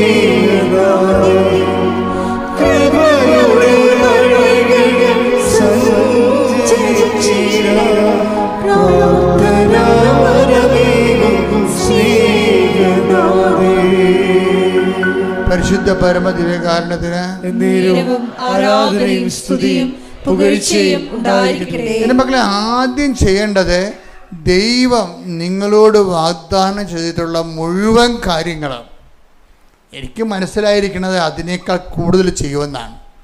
കർത്താവ് തന്നെ പറയും അതിനേക്കാൾ കൂടുതൽ ചെയ്യുമെന്ന്. Take the word of God. ശ്രദ്ധിക്കട്ടെ. Hallelujah, hallelujah, hallelujah, hallelujah. ഈശോയെ നന്ദി, ഹല്ലേലൂയ, ഹല്ലേലൂയ. ഈശോയെ ആരാധന, ആരാധന, ആരാധന, ആരാധന. ഈശോയെ നന്ദി, മഹത്വം, മഹത്വം. റോമ 8:32. സ്വപുത്രനെ പോലും ഒഴിവാക്കാതെ നമുക്കെല്ലാവർക്കും വേണ്ടി അവനെ ഏൽപ്പിച്ചു തന്നവൻ അവനോട് കൂടെ സമസ്തവും നമുക്ക് ദാനമായി നൽകാതിരിക്കുമോ? അപ്പം നമ്മളെ ഈശോയെ പോലും നമുക്ക് ഏൽപ്പിച്ച് നൽകിയ ദൈവത്തിൻ്റെ മുമ്പിലാണ് നമ്മൾ നിൽക്കുന്നത്. അപ്പോൾ അത് ആ ഉടമ്പടി സത്യസന്ധമാണെന്ന് കണ്ടാൽ നമ്മൾ വെക്കുന്ന നിയോഗങ്ങളിൽ നിൽക്കത്തില്ല. ഇത് അതിനേക്കാൾ കൂടുതലായിരിക്കും ദൈവം നമുക്ക് നൽകാൻ പോണത്, നമ്മൾ പോലും ചിന്തിക്കാൻ പറ്റാത്ത രീതിയിൽ. അതുകൊണ്ട് എപ്പോഴും എൻ്റെ മക്കൾ ആദ്യം വേണ്ടത് ബേസിക്കായിട്ട് ഹ്യൂമൻ ആവുക. ആദ്യം അടിസ്ഥാനപരമായിട്ട് മനുഷ്യത്വമുള്ള ആൾക്കാരാകുക. രണ്ടാമത് സുവിശേഷവിധമായ ദൈവപൈതലായി മാറണം. ഈ ദൈവപൈതലായിരിക്കണം ഉടമ്പടി വെക്കേണ്ടത്. അല്ലാതെ നാട്ടിലെ വർഗീസും തെരേസ്യാമിയും അല്ല ഉടമ്പടി വെക്കേണ്ടത്. ദൈവ പൈതലായിരിക്കണം ഉടമ്പടി വെക്കേണ്ടത്. ദൈവ പൈതലിനെ സംബന്ധിച്ചിടത്തോളം ആരാണത്? ആത്മാവിൽ വീണ്ടെടുക്കപ്പെട്ട വിശുദ്ധീകരിക്കപ്പെട്ട ആളാണ് ദൈവ പൈതൽ. ദൈവാത്മാവിനാൽ ജനിക്കപ്പെടുകയും ദൈവാത്മാവിൻ്റെ നയിക്കപ്പെടുകയും ചെയ്യുന്ന ആൾക്കാരാണ്. അതാണ് ദൈവ പൈതൽ. അത് 8:14 എടുത്ത് റോമ. ശ്രദ്ധിക്കട്ടെ. Hallelujah, hallelujah, hallelujah, hallelujah, hallelujah. ഈശോയെ നന്ദി, ഹല്ലേലൂയ, ഹല്ലേലൂയ. ഈശോയെ ആരാധന, ആരാധന. റോമ 8:14. റോമ 8:14. ദൈവാത്മാവിനാൽ നയിക്കപ്പെടുന്നവരെല്ലാം ദൈവത്തിന്റെ പുത്രന്മാരാണ്. അപ്പൊ ദൈവത്തിന്റെ പുത്രന്മാരാണ്, ദൈവപൈതലാണ് ഈ ഉടമ്പടി ചെയ്യണത്. എന്ന് വെച്ച് കഴിഞ്ഞാൽ നമ്മുടെ ജീവിതത്തിൽ സ്വാഭാവികമായും നമ്മുടെ ജീവിതത്തിൻ്റെ പരിക്കുകൾ കൊണ്ടും ജീവിതത്തിൻ്റെ വെല്ലുവിളികൾ കാരണവും നമ്മുടെ ജീവിതത്തിൻ്റെ യാഥാർത്ഥ്യങ്ങൾ ഏറ്റുമുട്ടിയിട്ട് ശരിക്കും പരിക്കന്മാരായിരിക്കും. സ്വാഭാവികമാണ്. ഈ പരിക്കന്മാരായിരിക്കുമ്പോൾ തന്നെ നമ്മൾ ഈ പരിക്ക തരത്തോടു കൂടിയായിരിക്കും നമ്മൾ ദൈവദർശനി വരുന്നത്. അപ്പോൾ ആ പരിക്ക സ്വഭാവത്തോട് തന്നെ ദൈവദർശനി വരുമ്പോഴും നമ്മൾ ചിന്തിക്കുന്നു നമ്മൾ ദൈവത്തോടാണ് ഉടമ്പടി ചെയ്യണത് എന്ന് വിചാരിക്കുന്നു. എന്നിട്ട് നമ്മളെന്ത് ചെയ്യും? കർത്താവേ, നമ്മൾ പ്രാർത്ഥിക്കത്തില്ലേ, ഇവിടെയാണ് ഈ പ്രാർത്ഥന ബലവത്താണ് എന്ന ഹൃദയശാന്തതയും എളിമയുമുള്ള ഈശോയെ എൻ്റെ ഹൃദയത്തെയും നിൻ്റെ ഹൃദയം പോലെ ആക്കണമേ. എന്താണ് അവിടെ നിന്ന് താഴേക്ക് വരികയാണ്. നമ്മുടെ സ്വഭാവത്തിലും ജീവിതത്തിൻ്റെ കഴിഞ്ഞകാല വെല്ലുവിളികളോട് ഏറ്റുമുട്ടി പരിക്കും പരാജയവും പ്രതിരോധവും അനുഭവിച്ച് പരുക്കമായി തീർന്ന ഒരു മാനസികാവസ്ഥയായിരിക്കും നമുക്ക്. ആ ഒരു അവസ്ഥയിലാണ് നമ്മൾ വരുന്നതെങ്കിലും നമ്മൾ ദൈവത്തോട് ഉടമ്പടി ചെയ്യുമ്പോൾ നിങ്ങൾ എന്ത് ചെയ്യണം? ചെരുപ്പ് ഊരി വെക്കണ പോലെ ഈ പരിക്കത്തരം ഊരി വെക്കണം. അല്ല, ദേവാലയത്തിൽ വരുമ്പോൾ നിങ്ങൾ എത്ര വലിയ പുള്ളിയാണെങ്കിലും ചെരുപ്പ് ഊരി വെക്കത്തില്ലേ? അവിടെ ചെരുപ്പ് ഊരി വെക്കണ പോലെ തന്നെ നമ്മളുടെ പരിക്കത്തരം, വൈരാഗ്യം, വിദ്വേഷം, പക, ഏറ്റവും ഊരി വെക്കേണ്ടത് അഹങ്കാരമാണ്. അഹങ്കാരം. കഴിഞ്ഞ ദിവസങ്ങളിൽ ഞാൻ കണ്ണീരിൻ്റെ വരവെന്നും പറഞ്ഞ് ഒരു വരവുണ്ട് ബൈബിളിൽ. കണ്ണീരിൻ്റെ വരം ചിലർക്ക് മാത്രം കിട്ടുന്നൊരു അപൂർവ വരവാണ്. ഈ വിശ്വാസവരം, ഭാഷാവരം, രോഗശാന്തി വരം. അതിലൊരു വരമാണ് ഗിഫ്റ്റ് ഓഫ് ടീയേഴ്സ് എന്ന് പറയും, കണ്ണീരിൻ്റെ വരം. അപ്പോൾ ഞാൻ ഈ ദിവസങ്ങളിലൊക്കെ കണ്ണീരിൻ്റെ വരത്തെക്കുറിച്ച് പഠിച്ചുകൊണ്ടിരിക്കുകയായിരുന്നു. അപ്പോൾ എന്ന് വെച്ചാൽ നമ്മൾ ചിലർ കണ്ണീരിൻ്റെ കർത്താവിൻ്റെയോട് സംസാരിക്കുമ്പോൾ തന്നെ, കർത്താവിൻ്റെ കാര്യങ്ങൾ പറയുമ്പോൾ തന്നെ അവർ കണ്ണു നിറയും. അങ്ങനെ പറയാൻ കാരണം റിൻസി ജോസഫ് എന്നും പറഞ്ഞ് ഒരു സാക്ഷി ഈ ദിവസം കേട്ടായിരുന്നു. അവൾക്ക് ഇതുപോലെ 4 കുഞ്ഞുങ്ങളുണ്ട്. അപ്പോൾ 4 കുഞ്ഞുങ്ങളെ അതിൻ്റെ എല്ലാം കൊച്ചു കൊച്ചു കുഞ്ഞുങ്ങളാണ്. അതുങ്ങളെ വളർത്തുമ്പോൾ തന്നെ ഇവർ വിശുദ്ധയായി മാറും. കാര്യം എന്താ കഴിഞ്ഞാൽ ഇതിന് 4 പ്രസവിക്കണ്ടേ? അതാണ് ഏറ്റവും വലിയ പാട്. ഈ കവിത ഇതുപോലെ കവിതക്ക് ഞാൻ പറഞ്ഞില്ലേ, കവിതക്ക് ജോലി കിട്ടി. അമ്മ ആ ഓൺലൈൻ ഇൻ്റർവ്യൂവിൽ തന്നെ അമ്മ കാണിച്ച ഈ 1500 കിലോമീറ്റർ ഇവർ ജോലി കിട്ടിക്കഴിഞ്ഞ് അവിടെ പോകണമെന്ന് ഷിഫ്റ്റ് ചെയ്യണം കുടുംബം മുഴുവനും. അപ്പോൾ കുടുംബം മുഴുവൻ ഷിഫ്റ്റ് ചെയ്ത് പോകുമ്പോൾ പറയും നിങ്ങളെ രാത്രി തന്നെ അനൗൺസ്മെൻറ്റ് മൊബൈലിൽ മെസ്സേജ് വന്ന് സ്നോവിങ് തുടങ്ങിയിട്ടുണ്ട്, 3 മണിയാകുമ്പോൾ നിങ്ങളുടെ റൂട്ടിൽ വരുമെന്ന്. അപ്പോൾ അവിടെ അത്രയും ടെക്കിയാണത് ആ രാജ്യം കാനഡ. വെച്ചാൽ മഞ്ഞ് കാറ്റ് തുടങ്ങിയിട്ടുണ്ട്, അത് നിങ്ങളുടെ റൂട്ടിൽ വരണത് 3 മണിക്കാണ്. അതുകൊണ്ട് നിങ്ങൾ എവിടെയെങ്കിലും യാത്ര ചെയ്യുന്നുണ്ടെങ്കിൽ അത് കണക്കാക്കി പോകണമെന്ന് പറയും. അപ്പോൾ ഉടനെ 10 മണിക്ക് പോകാൻ വേണ്ടി ഇരുന്ന ഇവർ വെളുപ്പിനെ 4 മണിക്ക് എഴുന്നേറ്റ് യാത്രയായി, മഞ്ഞുകാറ്റിൽ നിന്ന് രക്ഷപ്പെടാൻ വേണ്ടി യാത്രയായി. അപ്പോൾ യാത്രയായി കുഞ്ഞുങ്ങളായിട്ട് പോണ വഴിക്ക് പോയി അവിടെ ചെല്ലുമ്പോൾ ദൈവസ്നേഹം കൊണ്ട് ഈ കവിതരെ കണ്ണു നിറയും. എന്താണ്? മാതാവ് സ്വപ്നത്തിൽ കാണിച്ച അതേ ബ്രിക്സിൽ ചെയ്തിരിക്കണ അതേ ഒരു നിർമ്മിതിയാണ് ഈ ഹോസ്പിറ്റലിലെ. അതായത് ദൈവം ഇത്രയും ടാഞ്ചിബിളാണ്. അതായത് നമ്മൾ ദൈവ വഴികളിലാണെന്ന് എൻ്റെ മക്കളെ എൻ്റെ അടുത്ത് ഒന്ന് പ്രാർത്ഥിച്ച മക്കളെ, കർത്താവായ ദൈവമേ, ഞങ്ങൾ ഉടമ്പടി ജീവിതം വഴി ദൈവ വഴികളിലാണെന്ന് ദൈവത്തെ ബോധ്യപ്പെടുത്താൻ ഞങ്ങളെ പരിവർത്തനം ചെയ്യിക്കണമേ. ഹല്ലേലൂയ, ഹല്ലേലൂയ, യേശുവേ നന്ദി, ഹല്ലേലൂയ, ഹല്ലേലൂയ, ഹല്ലേലൂയ.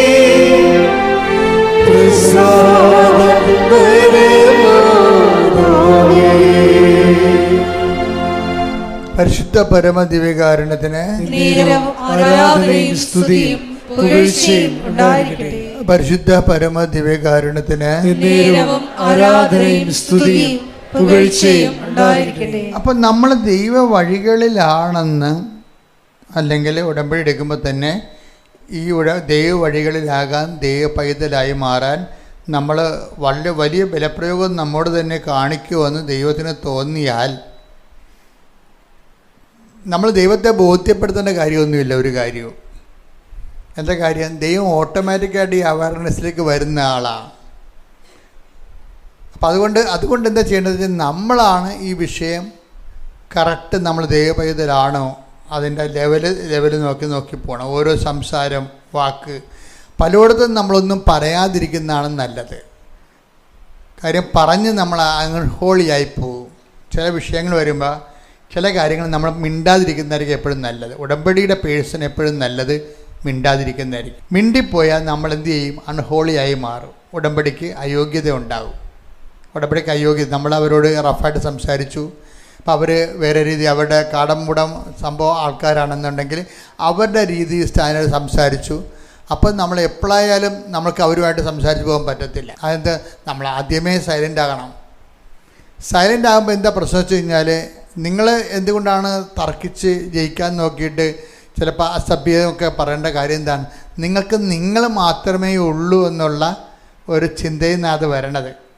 നിങ്ങൾ സംസാരിച്ച് മറ്റവരുടെ കീഴ്പ്പെടുത്താൻ വേണ്ടി ജൂഡോ കളിക്കുമ്പോൾ ഉണ്ടാകുന്ന വിഷയം നിങ്ങൾക്ക് നിങ്ങൾ മാത്രമേ ഉള്ളൂ എന്നുള്ള ഒരു ധാരണയിൽ നിന്നാണ്. നിങ്ങൾക്ക് നിങ്ങൾ മാത്രമേ ഉള്ളുമ്പോൾ ജോലി കിട്ടും. ജോലി ഒരു 3 ഇരട്ടി ശമ്പളത്തിലാണ് ജോലി അമ്മ കൊടുക്കുന്നത്. പക്ഷേ കവിത ഛർദ്ദിക്കും. അപ്പം ഇയാൾ പെട്ടെന്ന് ഡൗൺ ആകും. എന്താ കാര്യം? 3 കുഞ്ഞുങ്ങളെ പ്രസവിച്ചപ്പോൾ ഇവളെ ഛർദ്ദി ഈ ഭർത്താവ് കണ്ടതാണ്. കാര്യം ഇവളുടെ ഛർദ്ദി എന്ന് പറഞ്ഞാൽ സാധാരണ പ്രസവിക്കുന്ന സഹോദരിമാരുടെ ഛർദ്ദി പോലെ അല്ല. 8 മാസം ഛർദ്ദിക്കും. സാധാരണ ഒരു 3 ആഴ്ച അല്ലെങ്കിൽ ചിലർ 3 മാസമല്ലേ ഛർദ്ദിക്കത്തുള്ളൂ. ഇതങ്ങനെയല്ലേ, 8 മാസം ഛർദ്ദിക്കും. ആ ജോലി ആശുപത്രിയിൽ നിന്ന് പോകുന്ന ഉറപ്പാണ്. ആ ജോലി ആശുപത്രിയിൽ പോകുമല്ലേ, സംശയമുണ്ടല്ലേ. അതുകൊണ്ട് തന്നെ ഈ പ്രൈവറ്റ് ആശുപത്രിക്കാരെ ഇവരെ ഡിസ്മിസ് ചെയ്യും. ഇതെല്ലാം ഓർത്തിട്ട് ജോസഫ് ഗ്രീരി ഉടനെ പറയും, ഇല്ല ഞങ്ങൾ ഉടമ്പടിയിലാണ്. അതാണ് വിഷയം. കാര്യം 3 പ്രസവത്തിൻ്റെ ഛർദ്ദിക്കൽ കണ്ട് 2002 വർഷം 4 മാസം കൊണ്ട് ഛർദ്ദിച്ച പാർട്ടിയാണിത് 3 കുഞ്ഞുങ്ങളെ പ്രസവിക്കാൻ വേണ്ടി. അപ്പോഴേ അവളുടെ അവസ്ഥയും അവളുടെ എല്ലും കോലും ആകണതും പിന്നെ ഭക്ഷണം കഴിക്കാൻ പറ്റാതെ വരണതും ഗ്യാസ് കയറണതും സംഭ്രമിക്കണതും ഉറക്കമില്ലാത്തതുമായിട്ടുള്ള രാത്രികളാണ് ഇനി വരാൻ പോണത്. ഇത് കണ്ട് പകച്ച സമയത്ത് പെട്ടെന്ന് പുള്ളിന്ന് പകച്ചും പറയും, ഇല്ല ഞങ്ങൾ അന്ന് ഉടമ്പടിയിലല്ല, ഇന്ന് ഞങ്ങൾ ഉടമ്പടിയിലാണ്. കൈയടിച്ച് ശ്രദ്ധിക്കട്ടെ. ഹല്ലേലൂയ.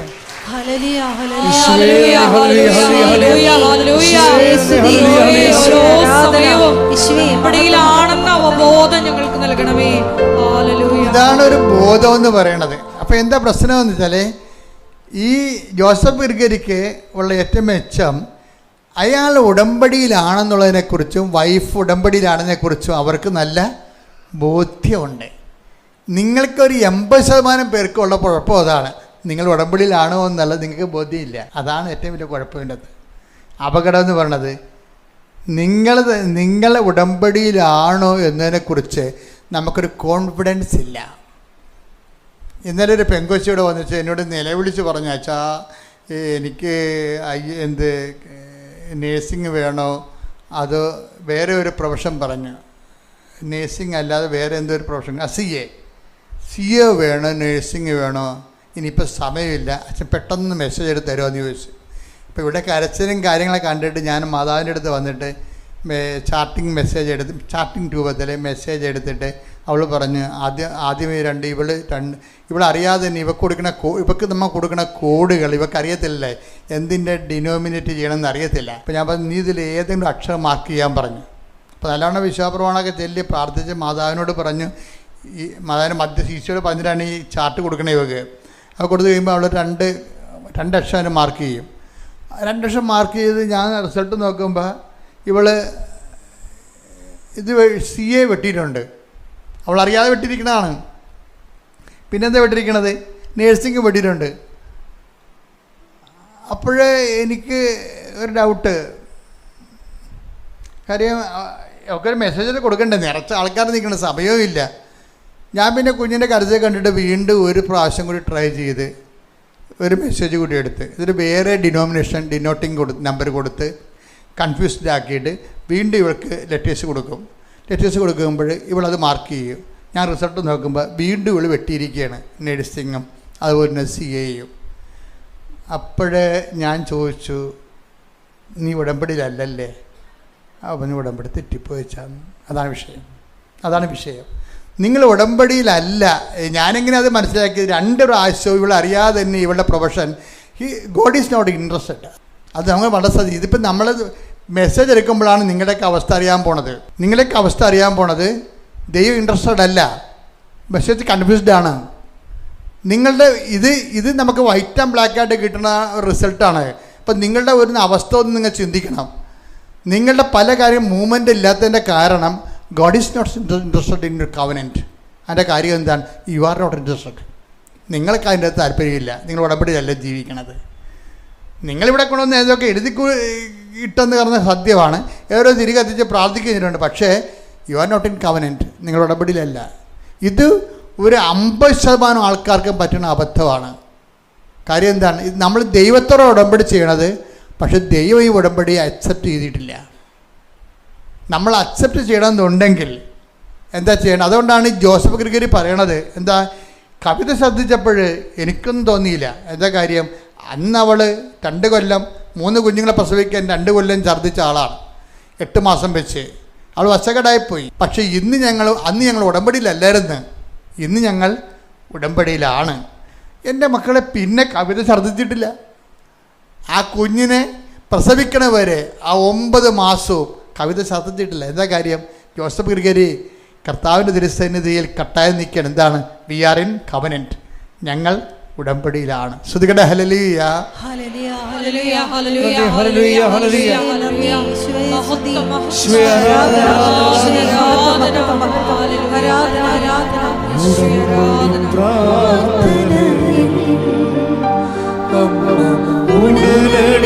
പരിഹാരമേകും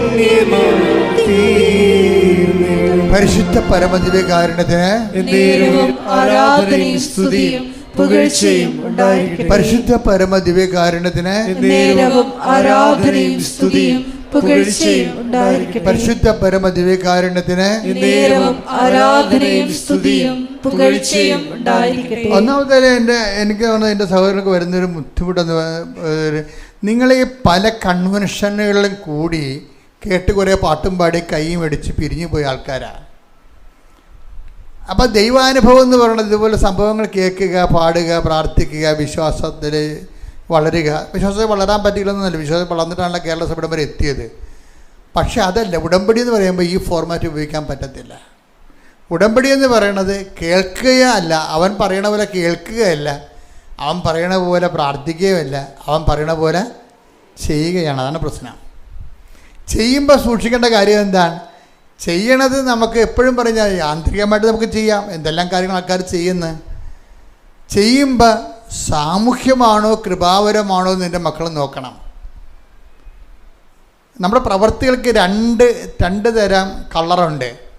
ഒന്ന് അതിൻ്റെ ഒരു സാമൂഹ്യ മാനമുണ്ട്. ഇപ്പോൾ വെള്ളപ്പൊക്കത്തിന് നമ്മൾ എന്തുമാത്രം ആൾക്കാർ അങ്ങോട്ടും ഇങ്ങോട്ടും സഹായിച്ചില്ലേ? അതെന്താ? നമ്മൾ സാമൂഹ്യ ജീവികൾ എന്ന രീതിയിലാണ് ചില ആൾക്കാർ സഹായിച്ചിരിക്കുന്നത്. പക്ഷേ ഒരു ഉടമ്പടിയിലുള്ള ആളാണ് അവിടെ വെള്ളപ്പൊക്കം സഹായിക്കണമെന്നുണ്ടെങ്കിൽ എന്ത് ചെയ്യും? അവരെ കൃപാവര ഫോർമാറ്റ് ഉപയോഗിക്കത്തുള്ളൂ. എന്താ കാര്യം? ക്രിസ്തുനാമത്തിൻ്റെ മഹത്വത്തിനായി, എൻ്റെ ക്രിസ്തു സാക്ഷ്യത്തിൻ്റെ വകയായി. അതാണ് വിഷയം. ക്രിസ്തുനാമത്തിൻ്റെ മഹത്വത്തിനായും എൻ്റെ ക്രിസ്തു സാക്ഷ്യത്തിൻ്റെ വകയായി. കാര്യം ഞാൻ എന്താണ്? ക്രിസ്തു എന്നോട് പറഞ്ഞിട്ടുണ്ട്, ഞാൻ രോഗിയായിരുന്നു, നിങ്ങൾ എന്നെ സന്ദർശിച്ചു. അപ്പം ക്രിസ്തു, അതാണ് വിഷയം. അപ്പം അത് സാമൂഹ്യമല്ല, അത് കൃപാവരമാണ്. ക്രിസ്തുവിൻ്റെ നാമത്തിൽ ചെയ്യുന്നതാണ് എല്ലാം കൃപാവരം എന്ന് പറയുന്നത്. മനുഷ്യൻ്റെ നാമത്തിൽ ചെയ്യുന്നതാണ് സാമൂഹ്യ പ്രവർത്തനം. ഉടമ്പടിയിൽ എന്താ വിഷയം? ഉടമ്പടിയിൽ നമ്മൾ ചെയ്യണത് ഓരോ പ്രവർത്തനങ്ങളും അവൻ പറയണത് പോലെയാണ് നമ്മൾ ചെയ്യണത്. അതാണ് അവൻ പറയണ പോലെ ചെയ്യുന്ന പ്രവർത്തനം സാമൂഹ്യ പ്രവർത്തനം അല്ല. അത് ഇതൊക്കെ ഞങ്ങളും ചെയ്യണം, അതിൻ്റെ ഇരട്ടി ഞങ്ങൾ ചെയ്യണമെന്ന് പറയും. നിങ്ങൾ ഇപ്പോൾ രോഗികളെ സന്ദർശിക്കാൻ പോകുമ്പോൾ ഞങ്ങൾ ഒന്നും രണ്ടും രോഗികളെ സന്ദർശിക്കണം, ഞങ്ങളൊരു ആശുപത്രിയിലുള്ള മൊത്തം ആൾക്കാർക്കാണ് ഞങ്ങൾ കണ്ണട വാങ്ങിച്ചു കൊടുത്തിരിക്കണമെന്ന് ചിലപ്പോൾ റോട്ടറി ക്ലബ്ബുകാർ പറയും. Okay, it is good. പക്ഷേ അതെന്താണ്? സാമൂഹ്യ പ്രവർത്തനമാണ്. നിങ്ങൾ ചിലപ്പോൾ ഒരാൾക്കെ ചിലപ്പോൾ ഈ കഷ്ടപ്പെട്ട് വീട്ടിൽ നിന്ന് കയറിപ്പോയി ഒരാളെ മാത്രമേ കാണത്തുള്ളൂ. അയാളെ കാണാൻ വേണ്ടിയാണ് നിങ്ങൾ വീട്ടിൽ നിന്ന് ഇറങ്ങിയിരിക്കണതും 4ാം നിലയിൽ പോയി കാണുന്നത്. ആശുപത്രി പോയാൽ നമുക്കറിയാം, ലിഫ്റ്റ് നമുക്ക് യാത്രക്കാർക്ക് സന്ദർശകർക്ക് ലിഫ്റ്റില്ലല്ലോ, ലിഫ്റ്റാർക്കാണ് ഉള്ളത്? രോഗികൾക്കേ ലിഫ്റ്റുള്ളൂ, അത്യാവശ്യമുള്ള രോഗികൾക്ക്. അപ്പം നമ്മളെന്ത് ചെയ്യണം? നമ്മൾ ആ 4ാം നിലയിൽ നമ്മുടെ ഈ അസ്ഥി ഒടിഞ്ഞ് കിടക്കുന്ന രോഗിയെ കാണാൻ വേണ്ടി ചെല്ലുമ്പോൾ ആ വീട്ടിൽ നിന്ന് ഇറങ്ങേണ്ടത് ഉൾപ്പെടെ ഈ സ്റ്റെപ്പുകൾ കയറുന്നതെല്ലാം കൃപാവര പ്രവൃത്തിയാണ്. ഈ സ്റ്റെപ്പുകൾ രോഗിയെ കാണാൻ ചെല്ലുമ്പോൾ സ്റ്റെപ്പ് കയറുമ്പോൾ നിങ്ങൾ എന്ത് ചെയ്യണം? ജവമാരം നിങ്ങളുടെ കയ്യിലുണ്ടാകണം. അണച്ചണച്ചായിരിക്കും. കാര്യം വെച്ചാൽ നമ്മൾ കസേര ഇരുന്ന് AC ഇരുന്നുണ്ട്, പായൻ്റെ താഴെ ഇരുന്നുണ്ട് ഒരു സ്വർഗ്ഗസ്ഥനായ പിതാവ് ചെല്ലണതിന് അതൊരു പിച്ചളയാണെന്നുണ്ടെങ്കിൽ ഈ അണച്ചണച്ച് സ്റ്റെപ്പ് കയറി നമ്മൾ ഒരു സ്വർഗ്ഗസ്ഥനായ പിതാവ് ചെല്ലുമ്പോൾ അത് ഗോൾഡായിട്ട് കൺവേർട്ട് ചെയ്യും. അതാണ് എൻ്റെ വിഷയം. അത് മനസ്സിലാക്കണം. നിങ്ങൾ ആശുപത്രി പോകുമ്പോൾ നിങ്ങൾ ക്രിസ്തുവിൻ്റെ നാമത്തിലാണ് പോണത്. അത് കൃപാവര പ്രവൃത്തിയാണ്, സാമൂഹ്യ പ്രവർത്തനമല്ല. പ്രാർത്ഥിക്കുക, കർത്താവായ ദൈവമേ, ഉടമ്പടി മക്കളായ ഞങ്ങൾ ചെയ്യുന്ന എല്ലാ പ്രവൃത്തികളും കൃപാവര പ്രവർത്തനങ്ങളായി മാറാൻ ക്രിസ്തുവിന്റെ നാമത്തിന്റെ മഹത്വത്തിനായി പരസ്നേഹത്തോടെ ജീവിക്കാൻ പ്രവർത്തിക്കുവാൻ ഞങ്ങളെ സുവിശേഷത്തിന്റെ ഉപകരണമാക്കണമേ. ശ്രുതികളുടെ ഹല്ലേലൂയ, ഹല്ലേലൂയ, ഹല്ലേലൂയ, ഹല്ലേലൂയ. യേശുവേ നന്ദി, യേശുവേ സ്തുതി, യേശുവേ ആരാധന, ആരാധന, യേശുവേ നന്ദി, യേശുവേ മഹത്വം, യേശുവേ ആരാധന. കൈകൾ വീശിക്കൊണ്ട് ആരാധന, യേശുവേ ആരാധന, ആരാധന,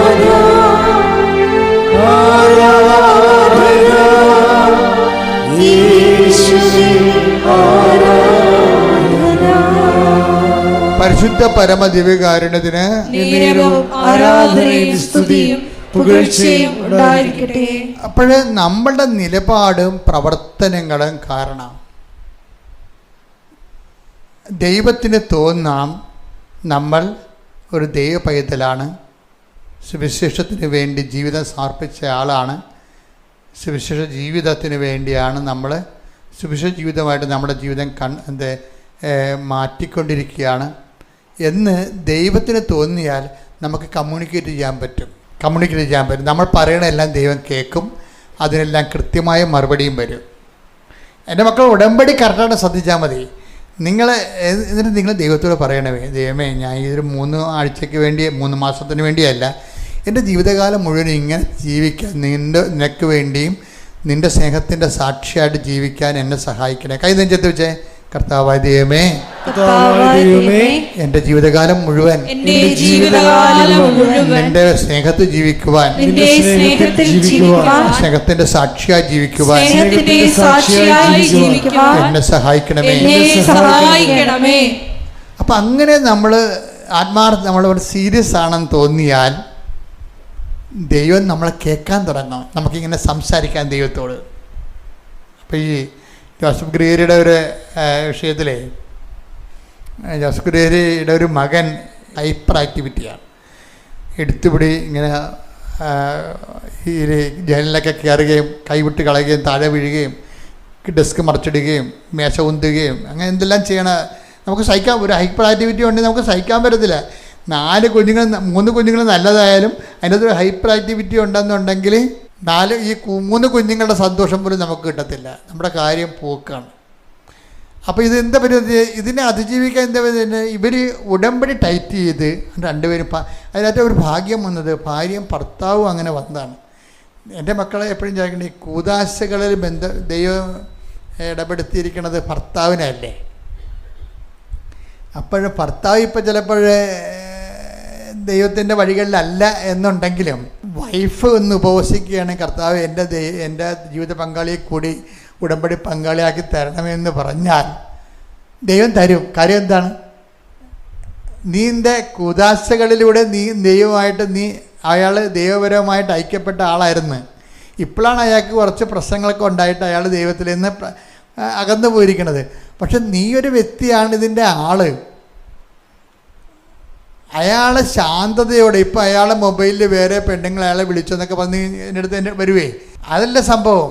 അയാൾ എൻ്റെ ജീവിത പങ്കാളിയായിട്ട് ഞാൻ കൈപിടിച്ച ഒരാളാണ്.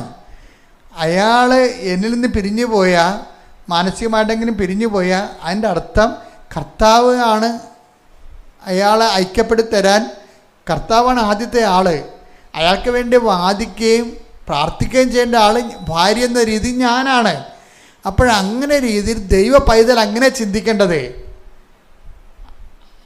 ദൈവത്തെ അറിയാൻ പാടില്ലാത്ത കുറേ പന്നി ജീവിതം ജീവിക്കുന്ന ആൾക്കാരില്ലേ, അവരെന്താ പറയണത്? താൻ വേറെ പെണ്ണുങ്ങടുത്ത് പോയാൽ ഞാൻ വേറെ ആണുങ്ങടുത്ത് പോകും, അങ്ങനെയല്ലേ പറയണത്? അതാണ് സംഭവം. അത് ദൈവത്തെ അറിയത്തില്ല അവർക്ക് ഈ വിഷയത്തെ എങ്ങനെ കൈകാര്യം ചെയ്യേണ്ടെന്ന് അറിയത്തില്ല. അവർ ഇരുട്ട് കൊണ്ട് ഊട്ടടക്കാൻ പോവുകയാണ്. അപ്പം അതല്ല ദൈവ പൈതൽ അങ്ങനെയല്ല ചെയ്യേണ്ടത്. ദൈവ പൈതൽ ചെയ്യേണ്ടതെന്ന് വെച്ച് കഴിഞ്ഞാൽ, കർത്താവേ, എൻ്റെ ജീവിത പങ്കാളിയെ എനിക്ക് തിരിച്ചു തരേണ്ടത് നിൻ്റെ കൂടെ ചുമതലയാണ്. ഞാനതിനെന്ത് ചെയ്യും? ഞാൻ ഉടമ്പടിയിൽ നിന്നോട് ജീവിക്കും, അയാൾക്ക് വേണ്ടി പ്രാർത്ഥിക്കും. ഒരക്ഷരം എതിര് പറയരുതെന്ന് ഞാൻ പറയത്തുള്ളൂ. ഒരക്ഷരം എതിര് പറയരുത്. ചാടിപ്പോയി വീട്ടിൽ നിന്നിട്ട് കാര്യമില്ല മക്കളെ. ചാടിപ്പോയി വീട്ടിൽ നിൽക്കുന്നത് കൊണ്ടൊന്നും അല്ല. അപ്പോഴെന്താ പറ്റണത്?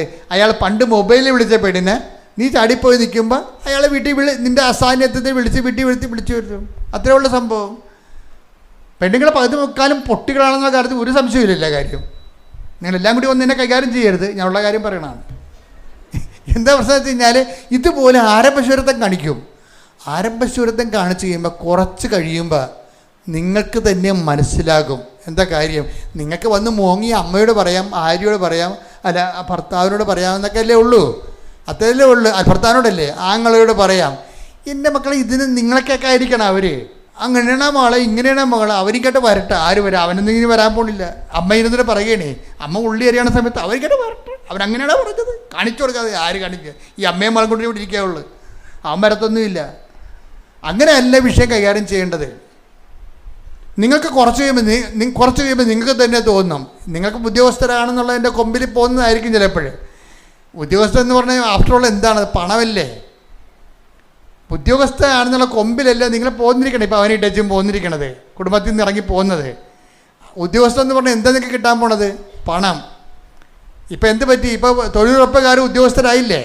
പല തൊഴിലുറപ്പുകാരും ഈ കിട്ടിയിരിക്കണ 350 രൂപയിൽ വാശി പിടിച്ചിട്ട് വീട്ടിൽ നിന്ന് ഇറങ്ങിയപ്പോൾ എനിക്ക് കാശുണ്ടല്ലോ എന്നും പറഞ്ഞ്. ഇതാണ് നിങ്ങൾ. ഈ ആൾക്കാരാണ് ഉടമ്പടി എടുക്കാൻ പോണത്. ഇതൊന്നുമല്ല, ഇതിനെല്ലാത്തിനൊക്കെ വലുതാ ദൈവം. അപ്പോൾ എന്താ, നമ്മൾ ഈ വിഷയം ഒരു വിഷയം ഉണ്ടാകുമ്പോൾ ദൈവം എന്ത് സ്റ്റാൻഡ് എടുത്തിരിക്കണം നോക്കണം. എന്നിട്ട് കർത്താവ് എന്ന് തീരുമാനം എടുക്കുന്നു അന്ന് വരെ ദൈവം എന്നെ ഏൽപ്പിച്ച ആളിൻ്റെ കൂടെ തന്നെ ഞാൻ പൊറുക്കും. ഒറ്റ പ്രശ്നം ഇതിൻ്റെ അകത്ത് വരുന്നുള്ളൂ. അതായത് ഈ മനുഷ്യന് വല്ല എയ്ഡ്സോ വല്ല ആണെന്നുണ്ടെങ്കിൽ അതിന് മാത്രമേ പ്രോബ്ലം ഉള്ളൂ. ഇതിൻ്റെ അകത്ത് വേറെ ഒരു പ്രശ്നവും ഇല്ലത്തില്ല. എന്ന് വെച്ച് കഴിഞ്ഞാൽ എന്താ പ്രശ്നം ഇല്ലെന്ന് ജോസഫച്ചൻ പറഞ്ഞ കാര്യം വെച്ച് കഴിഞ്ഞാൽ, അപ്പം അച്ഛൻ ജോസഫച്ചൻ പറയണത് ഇതുപോലുള്ള വ്യഭിചാരികളെ, വ്യഭിചാരിയാണെന്ന് നമ്മൾ കണ്ടില്ലല്ലോ. ഞാനെപ്പോഴേ സ്ത്രീയോട് ചോദിക്കും, നിങ്ങൾ കണ്ടോ? ഇല്ല, പറഞ്ഞു കേട്ടു, മൊബൈലിൽ പടം കണ്ടു. അതെല്ലാം മോനെ, അത് പ്രാർത്ഥിച്ചാൽ മതിയല്ലോ. അത് പ്രാർത്ഥിച്ചാൽ പോരെ? അത് നീ ഉടമ്പടി എടുത്ത് പ്രാർത്ഥിക്കുക. അതിനല്ല നീ ഇവിടെ വന്നിരിക്കണത്. നീ ഇത് ഇനിയിപ്പം പാർട്ടിക്കാരോട് പറഞ്ഞിട്ട് പഞ്ചായത്തിൽ പറഞ്ഞിട്ട് എന്താ കാര്യം? അയാൾ അറസ്റ്റ് ചെയ്തുകൊണ്ട് നിന്നത് കൊണ്ടുവരാൻ പറ്റുമോ? അവർക്കാർക്കും ചെയ്യാൻ പറ്റത്തില്ല. ദൈവത്തിന് മാത്രമേ എന്തെങ്കിലും ചെയ്യാൻ പറ്റത്തുള്ളൂ. കോടതിയിൽ പോയാൽ പോലെ ഇപ്പോൾ ഒരു 10 കൊല്ലത്തെ 12 25 കൊല്ലത്തെ കോടതി വിധികളെല്ലാം സ്ത്രീകൾക്ക് അനുകൂലമാണ് എന്നും പറഞ്ഞുകൊണ്ട് അത് മുന്നോട്ട് പോകത്തില്ല. കോടതി ഇപ്പം തിരിയാൻ തുടങ്ങി, സ്ത്രീകൾക്കെതിരെ തിരിയാൻ തുടങ്ങി കോടതി. ഇപ്പം ഇതിന് പോസ്കോടെ പോലും കേസ് എന്താ വന്നിരിക്കണത്? നേരത്തെ ഒന്ന് പറഞ്ഞാൽ മതിയായിരുന്നു, പോസ്കോയാണെന്ന് പറഞ്ഞാൽ പിടിച്ച് അറസ്റ്റ് ചെയ്യുമായിരുന്നു. ഇപ്പോൾ പറഞ്ഞ് തെളിവ് കൊണ്ടുവരാൻ പെണ്ണുങ്ങളോട് പറഞ്ഞിരിക്കുകയാണ്. ആരാണ് ആർക്കെതിരെ കേസ് കൊടുത്തിരിക്കുന്നത്? നിങ്ങൾ തെളിവ് ഹാജരാക്കാൻ പറഞ്ഞിരിക്കുകയാണ്. കോടതി മറിഞ്ഞു വരികയാണ്, തിരിഞ്ഞു വരികയാണ്. അപ്പം അതുകൊണ്ട് ഈ കോടതിയല്ല പ്രശ്നം, ദൈവത്തിൻ്റെ കോടതിയാണ് പ്രോബ്ലം. ദൈവത്തിൻ്റെ കോടതിയിൽ വരുമ്പോൾ നമ്മളെപ്പോൾ ശ്രദ്ധിക്കേണ്ട കാര്യം, അവിടെ കുറേ മാർഗങ്ങളാണ് വരണത്. എന്താണ്? നിങ്ങൾ ആവശ്യമില്ലാത്ത വൈരാഗ്യം സൂക്ഷിക്കാതെ ഈ മനുഷ്യനെ സ്നേഹിക്കാൻ വേണ്ടി, അല്ലെങ്കിൽ ഈ മനുഷ്യനെ പറഞ്ഞൊരു കാര്യമില്ല, സ്ത്രീകളെയും അതുപോലെ വേട്ടയാടുന്ന എന്തുമാത്രം പുരുഷന്മാരുണ്ട്. അപ്പോൾ തൻ്റെ ജീവിത പങ്കാളികളെ വിട്ടിട്ട് വേറെ ഒരു ചുറ്റിക്കളി തുടങ്ങിയാലുള്ള കുഴപ്പം എന്താണെന്ന് വെച്ച് കഴിഞ്ഞാൽ, അങ്ങനെയുള്ളവർക്ക് ഉടമ്പടി ചെയ്യാൻ പറ്റത്തില്ല. ഉടമ്പടി ചെയ്യാൻ തന്നെയല്ല, കുറച്ച് കഴിയുമ്പോഴേക്ക് മനസ്സിലാവും ജീവിക്കാൻ തന്നെ അർഹതയില്ലെന്ന്. പിന്നെ ഞാൻ വേറെ എടുത്തിട്ടല്ലേ ഞാൻ ജീവിക്കണത്, എൻ്റെ കച്ചവടം ജീവിക്കണം. നിങ്ങളെ ഒരു 70 വയസ്സാകുമ്പോഴോ 60 വയസ്സാകുമ്പോഴോ ഒന്ന് പിന്തിരിഞ്ഞ് നോക്കൂ, നിങ്ങൾ ജീവിക്കല്ലായിരുന്നു നിങ്ങൾക്ക് മനസ്സിലാകും. അതായത് ദൈവത്തിൻ്റെ പേരിൽ കുടുംബത്തെയും ഒക്കെ വിട്ടിട്ടും കുഞ്ഞുങ്ങളെയും വിട്ടിട്ട് നിങ്ങളൊരു ഒറ്റക്കൊരു ജീവിതം ജീവിച്ചു നോക്കിയേ, നിങ്ങൾ ജയിച്ചാണെന്ന് തോന്നണതാണ്. ബൈബിൾ എന്താ പറയണത്? അവർ കുടിക്കുന്ന പോലെ തോന്നി, അവർ സ്വപ്നം കാണുന്നു, കുടിക്കുന്നൊന്ന് സ്വപ്നം കണ്ടു അവർ. പക്ഷെ വരണ്ട തൊണ്ടയുമായി എഴുന്നേറ്റ് വന്നെന്ന്. യെശയ്യാ 29:8. യെശയ്യാ 29:8. സിയോൻ പർവ്വതത്തിനെതിരെ യുദ്ധം ചെയ്യുന്ന ശത്രു സമൂഹം ഭക്ഷിക്കുന്നതായി സ്വപ്നം കണ്ടിട്ട് ഉണരുമ്പോൾ വിശക്കുന്നവനെ പോലെയും കുടിക്കുന്നതായി സ്വപ്നം കണ്ടിട്ട് വരണ്ട തൊണ്ടയുമായി ഉണരുന്നവനെ പോലെയും ആകും. അപ്പൊ ദൈവത്തിന്റെ മറുത്ത് ജീവിക്കുന്നവരെ കുറിച്ചായി പറയണത്. സിയോനെതിരെ യുദ്ധം ചെയ്യുന്നവരെ, ദൈവത്തോട് മറുത്ത് ജീവിക്കുന്നവരെ, ദൈവവചനത്തിന് മറുത്ത് ജീവിക്കുന്നവരുണ്ട്. ആ മറുത്ത് ജീവിക്കുന്നവർ എന്താണ്? തങ്ങൾ ജയിച്ചു, തങ്ങളെ ബിസിനസ്സിൽ നേടി. ചില വലിയ ബിസിനസ്സുകാർ സാത്താൻ സഭയിൽ പോയിട്ടില്ലേ? യവന്മാരൊക്കെ കുടുംബത്തിൻ്റെ ഇപ്പോഴത്തെ അവസ്ഥ ഒന്ന് നോക്കിക്കേ. കേരളത്തിൽ നിങ്ങൾക്കറിയാമല്ലോ, എനിക്കറിയാം ആൾക്കാരെ. അതിൻ്റെ വിഷയം എന്ന് വെച്ച് കഴിഞ്ഞാൽ അതെല്ലാം ഇങ്ങനെ സാത്താനെ പിടിച്ച് ജയിക്കുന്നതായിട്ട് അവർ സ്വപ്നം കാണും. ഭക്ഷിക്കുന്ന പോലെ സ്വപ്നം കാണുന്നു, എന്തോ അഭിവൃദ്ധി ഉണ്ടാക്കിയതുപോലെ സ്വപ്നം കാണുന്നു, എന്തോ കുടിക്കുന്ന പോലെ സ്വപ്നം കാണുന്നു. പക്ഷേ എഴുന്നേറ്റ് വരുമ്പോൾ എന്ത് പറ്റും? വരണ്ട തുണ്ടയുമായി എഴുന്നേൽക്കുന്നു. അതൊക്കെ സ്വപ്നമാണ് ശരിക്കും. ദൈവത്തെ മാറ്റി നിർത്തിക്കൊണ്ട് ഒരു ജീവിതം കരുപ്പിടിപ്പിക്കാൻ വേണ്ടി അത് വിജയകരമാണെന്ന് ആർക്കും തോന്നിയാൽ യു ആർ ഇൻ ഡ്രീം, നിങ്ങളത് സ്വപ്നം കാണുന്നവരാണ്. മറിച്ച് ജീവിതത്തിലൊരു പ്രശ്നം ഉണ്ടാകുമ്പോൾ തന്നെ നമ്മൾ നേരിട്ടങ്ങോട്ട് ഉടമ്പടിയിലേക്ക് മാറുകയാണ്. ഇതെന്താണ്? ഇപ്പം ജോസഫ് ഗ്രിഗറിയുടെ പ്രശ്നം എന്താ? അയാളുടെ മകന് ഹൈപ്പർ ആക്ടിവിറ്റിയാണ്. ഹൈപ്പർ ആക്ടിവിറ്റി അതിൻ്റെ പരിപാടി വെച്ചാൽ അവന് ക്ലാസ്സിൽ പോകും, 1 മണിക്കൂറിൽ അവിടെ അടിച്ചു തകർക്കും അവനെ ക്ലാസ്. അപ്പം തന്നെ സ്പെഷ്യൽ വണ്ടി പിടിച്ച് അവനെ സ്കൂളുകാർ വീട്ടിലോട്ട് അയക്കും. എന്നൊക്കെ ഇത്രയും പൊന്നുപോലെ പറഞ്ഞുകൊണ്ടിരുന്ന മനുഷ്യൻ്റെ ഒരു മകൻ്റെ അവസ്ഥയാണിത്. അവൻ ക്ലാസ്സിൽ പോകും, അവിടെ എല്ലാം അടിച്ചു തകർക്കും.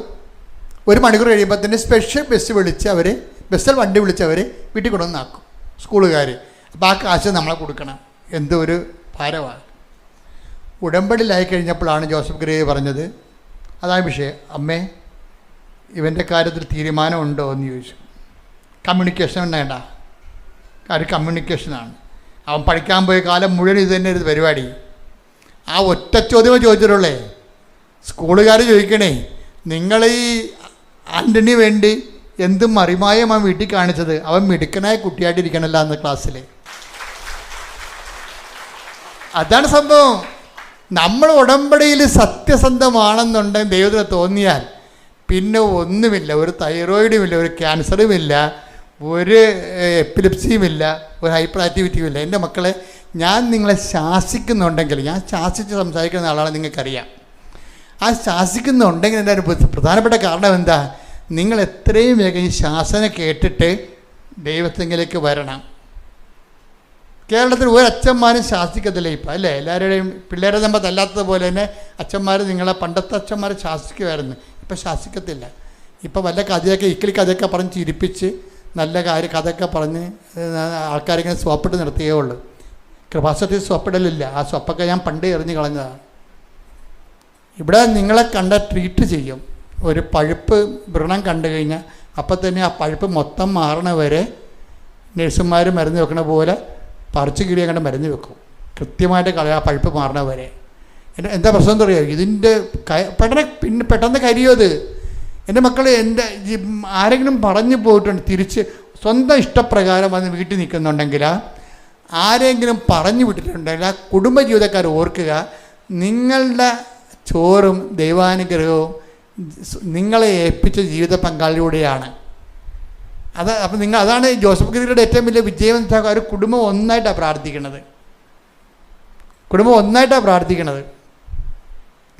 അതുകൊണ്ട് ഇവർക്കൊരു തൈറോയിഡ് വന്നു. ആ തൈറോയിഡ് വളരെ മോശമായി കണ്ടീഷനിലേക്ക് വരും. അപ്പോൾ അത് പിന്നെ ഭക്ഷണം കഴിക്കാനോ മറ്റു കാര്യങ്ങൾക്കോ ഒന്നും പറ്റാത്ത രീതിയിൽ ഈ കവിതയ്ക്ക് ആകപ്പാടെ ഒരു വിഷമത്തിലാവും. അപ്പോൾ പ്രാർത്ഥന കേൾക്കുന്ന സമയത്ത് ഡെയിലി ബ്രെഡോ അല്ലെങ്കിൽ ഈ ദിവ്യകുർബാനയുടെ ആരാധനയിലേക്കുള്ള പ്രാർത്ഥന കേൾക്കുമ്പോൾ കർത്താവ് എന്നിലൂടെ സംസാരിക്കും. തൈറോയ്ഡ് രോഗികളെ കർത്താവ് സുഖപ്പെടുന്നെന്ന് പറയും. ആ സെക്കൻഡിൽ കവിതയുടെ ഒരു തൈറോയ്ഡ് രോഗം അപ്രത്യക്ഷമാകും. എത്രയോ വർഷമുള്ളത്. അപ്പോൾ ഇതിൻ്റെ വിഷയമെന്ന് പറഞ്ഞാൽ എല്ലാം അതായത് ഇതിലെ സെക്കൻഡുകൾക്കുള്ളതാണ്. ഉടമ്പടി ഉടനടി പരിഹാരം എന്നല്ലേ. കറക്റ്റ് ഉടമ്പടിയാണെങ്കിൽ ഉടനടി പരിഹാരമാണ്, അതിന് സംശയമില്ല കാര്യത്തിൽ. നിങ്ങളെ ഇങ്ങനെ പ്രലോഭിപ്പിച്ചിട്ട് ഇതൊരു വിഷയം ഇങ്ങനെ റീച്ച് ഔട്ട് ചെയ്യാൻ വേണ്ടി പറയുന്ന ഒരു പരസ്യവാചകമല്ലത്. അമ്മ ആദ്യം ഉടമ്പടി തന്നപ്പോൾ എന്നോട് പറഞ്ഞതാണ് ഇത് ഉടനടി പരിഹാരമാണെന്ന്. കാര്യം എന്താണ്? സത്യസന്ധമാണ് ഉടമ്പടിയെങ്കിൽ ഉടനടിയാണ് പരിഹാരം, ഒരു സംശയമില്ല. പ്രാർത്ഥിക്കുക, കർത്താവ് ദൈവമേ, ഉടമ്പടിയുടെ പ്രചാരകരും പ്രയോക്താക്കളുമായി പ്രേക്ഷിതരാകാൻ എന്നെ യഥാർത്ഥ ഉടമ്പടി ജീവിതത്തിലേക്ക് ദൈവസ്നേഹത്തോടെ പുനഃക്രമീകരിക്കണമേ.